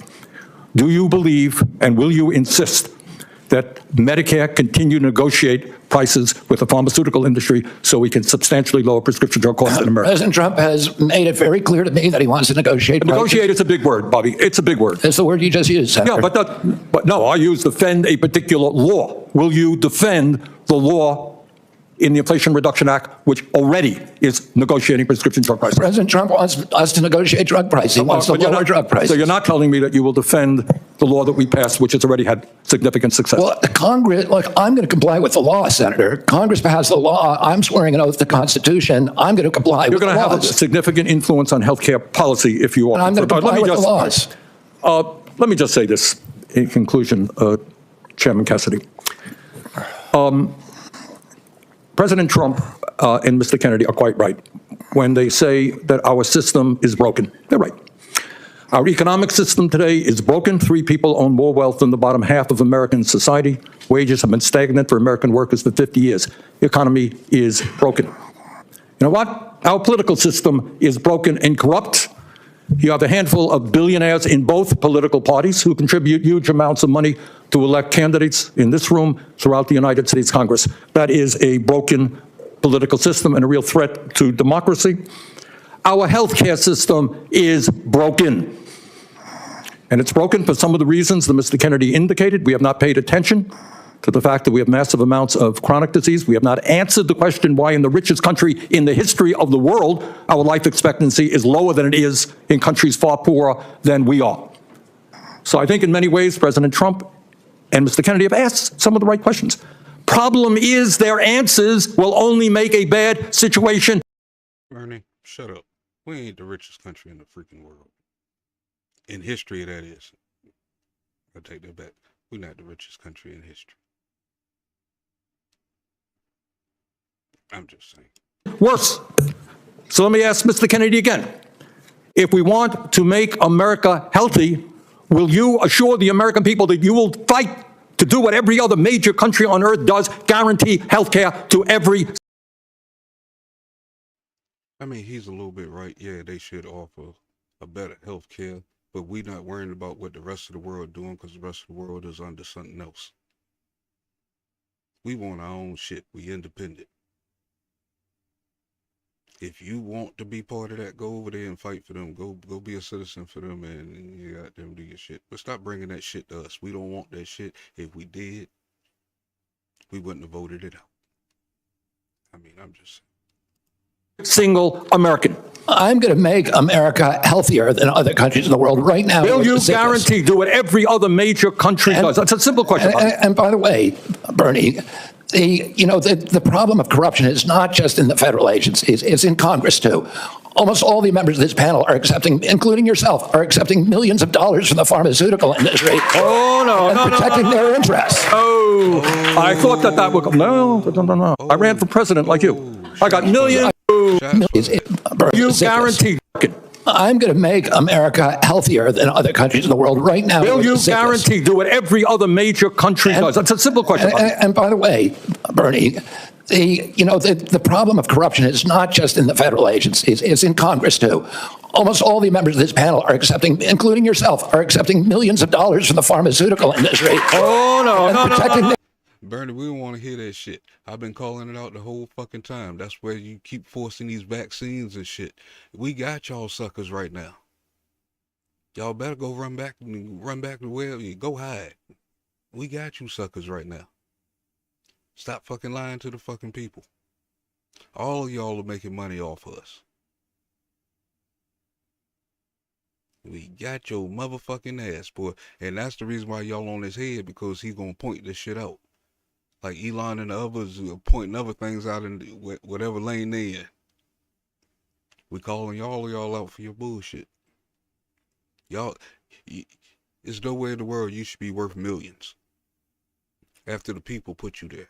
Yeah, what the fuck you do? You didn't get nothing accomplished your whole career. Might a little bit small things, so I'm gonna take that back.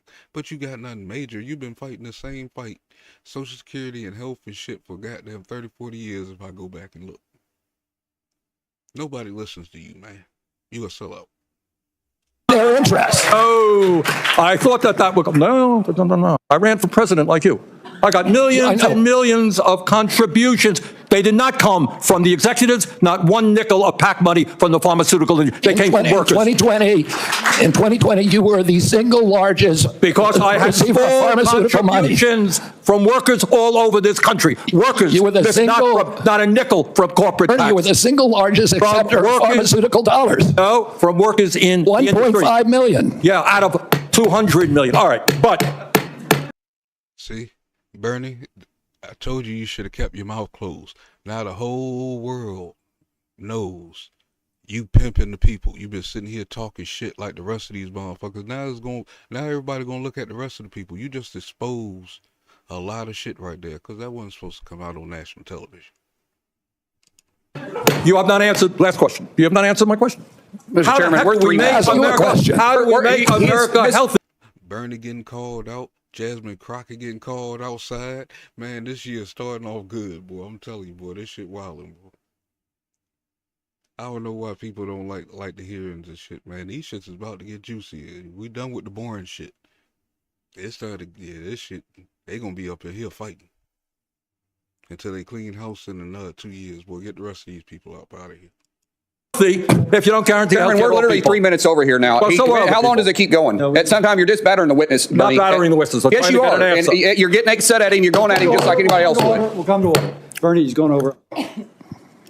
Oh, man, he is on, everybody on your ass. Damn, Bernie, you full of shit.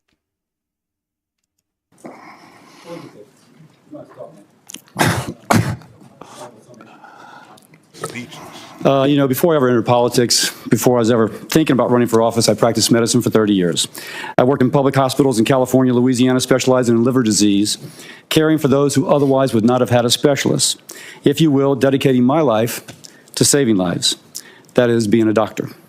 That ethic guides me now. In my opening statement, I told the story of my patient, an 18-year-old girl with acute liver failure from hepatitis B being air ambulanced to LSU Shreveport Hospital for a liver transplant. Now, let me finish the story. Her mother wasn't allowed to fly in the helicopter, so her mother drove the 3 hours from Baton Rouge to Shreveport. Now, when she arrived, they let her visit her daughter before she went back to the OR. And the mom goes in to say a prayer, squeezes the daughter's hand. The daughter's eyes open, and she said, "Mama?" And the daughter began to recover. Powerful story with a happy ending. But as a doctor, I saw endings not so happy. I just had a friend text me, 2 children died in an intensive care unit in a Baton Rouge hospital from vaccine-preventable diseases this past month. So my concern is that if there's any false note, any undermining of a mama's trust in vaccines, another person will die from a vaccine-preventable disease. Now, you've got a megaphone. Maybe you and Bernie, Bobby and Bernie. Of everybody in this room, the 2 of you have the biggest followings, tremendous credibility. And with that influence comes a great responsibility. Now, my responsibility is to learn, try and determine if you can be trusted to support the best public health. A worthy movement called MAHA to improve the health of Americans, or to undermine it, always asking for more evidence and never accepting the evidence that is there. I looked at the article from Dr. Mawson, and it seems to have some issues. I'll just put that to the side. And that is why I've been struggling with your nomination. There are issues ultra-processed food, obesity, we are simpatico. We're completely aligned. And as someone who has discussed immunizations with thousands of people, I understand that mothers want reassurance that the vaccine their child is receiving is necessary, safe, and effective. We agree on that point, the 2 of us, but we've approached it differently. And I think I can say that I've approached it using the preponderance of evidence to reassure, and you've approached using selected evidence to cast doubt. Now, put differently, we're about the same age. Does a 70-year-old man, 71-year-old man who spent decades criticizing vaccines and who's financially vested in finding fault with vaccines, can he change his attitudes and approach now that he'll have the most important position influencing vaccine policy in the United States? Will you continue what you have been, or will you overturn a new leaf at age 70? I recognize, man, if you come out unequivocally, vaccines are safe, it does not cause autism, that would have an incredible impact. That's your power. So what's it going to be? Will it be using the credibility to support lots of articles, or will it be using credibility? So basically, you'll give it to him if he bows to you. That's some bullshit. We don't even like you no more. Get the fuck out of here. If we selected Trump and he selected him, I think the people should go with what he selected at this point. Because everything we had before, where can we go wrong? How worse can it get? I mean, credibility to undermined. And I got to figure that out for my vote. You have the power to help rebuild, to help public health institutions re-earn the trust of the American people. Now, even the let's be people political. behind you don't I'm a even agree Republican. with what you're saying. I represent the amazing state of Louisiana. And as a patriotic American, I want President Trump's policies to succeed in making America and Americans more secure, more prosperous, healthier. But if there's someone that is not vaccinated because of policies or attitudes you bring to the department, and there's another 18-year-old who dies of a vaccine-preventable disease, helicoptered away, God forbid dies, it'll be blown up in the press. The greatest tragedy will be her death. The problem is the same thing it was with the C-19 vaccine.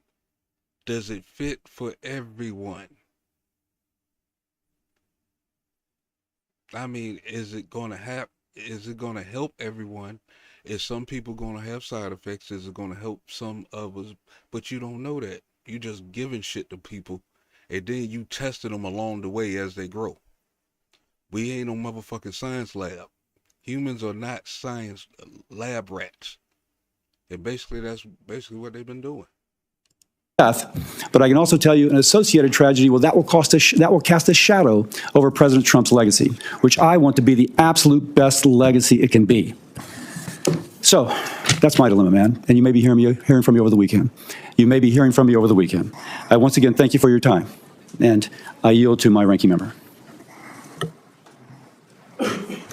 Thank you, Mr. Chairman, and thank you very much for your job today in conducting this very, very important hearing. Let me reiterate my concerns. Every person on this panel, and I would hope everybody in America, wants to make us the healthiest country on earth. And I applaud Mr. Kennedy for raising the issues and talking about some very important truths. But what I am not hearing from him are some very specific policy issues that we absolutely need if we're going to make America healthy.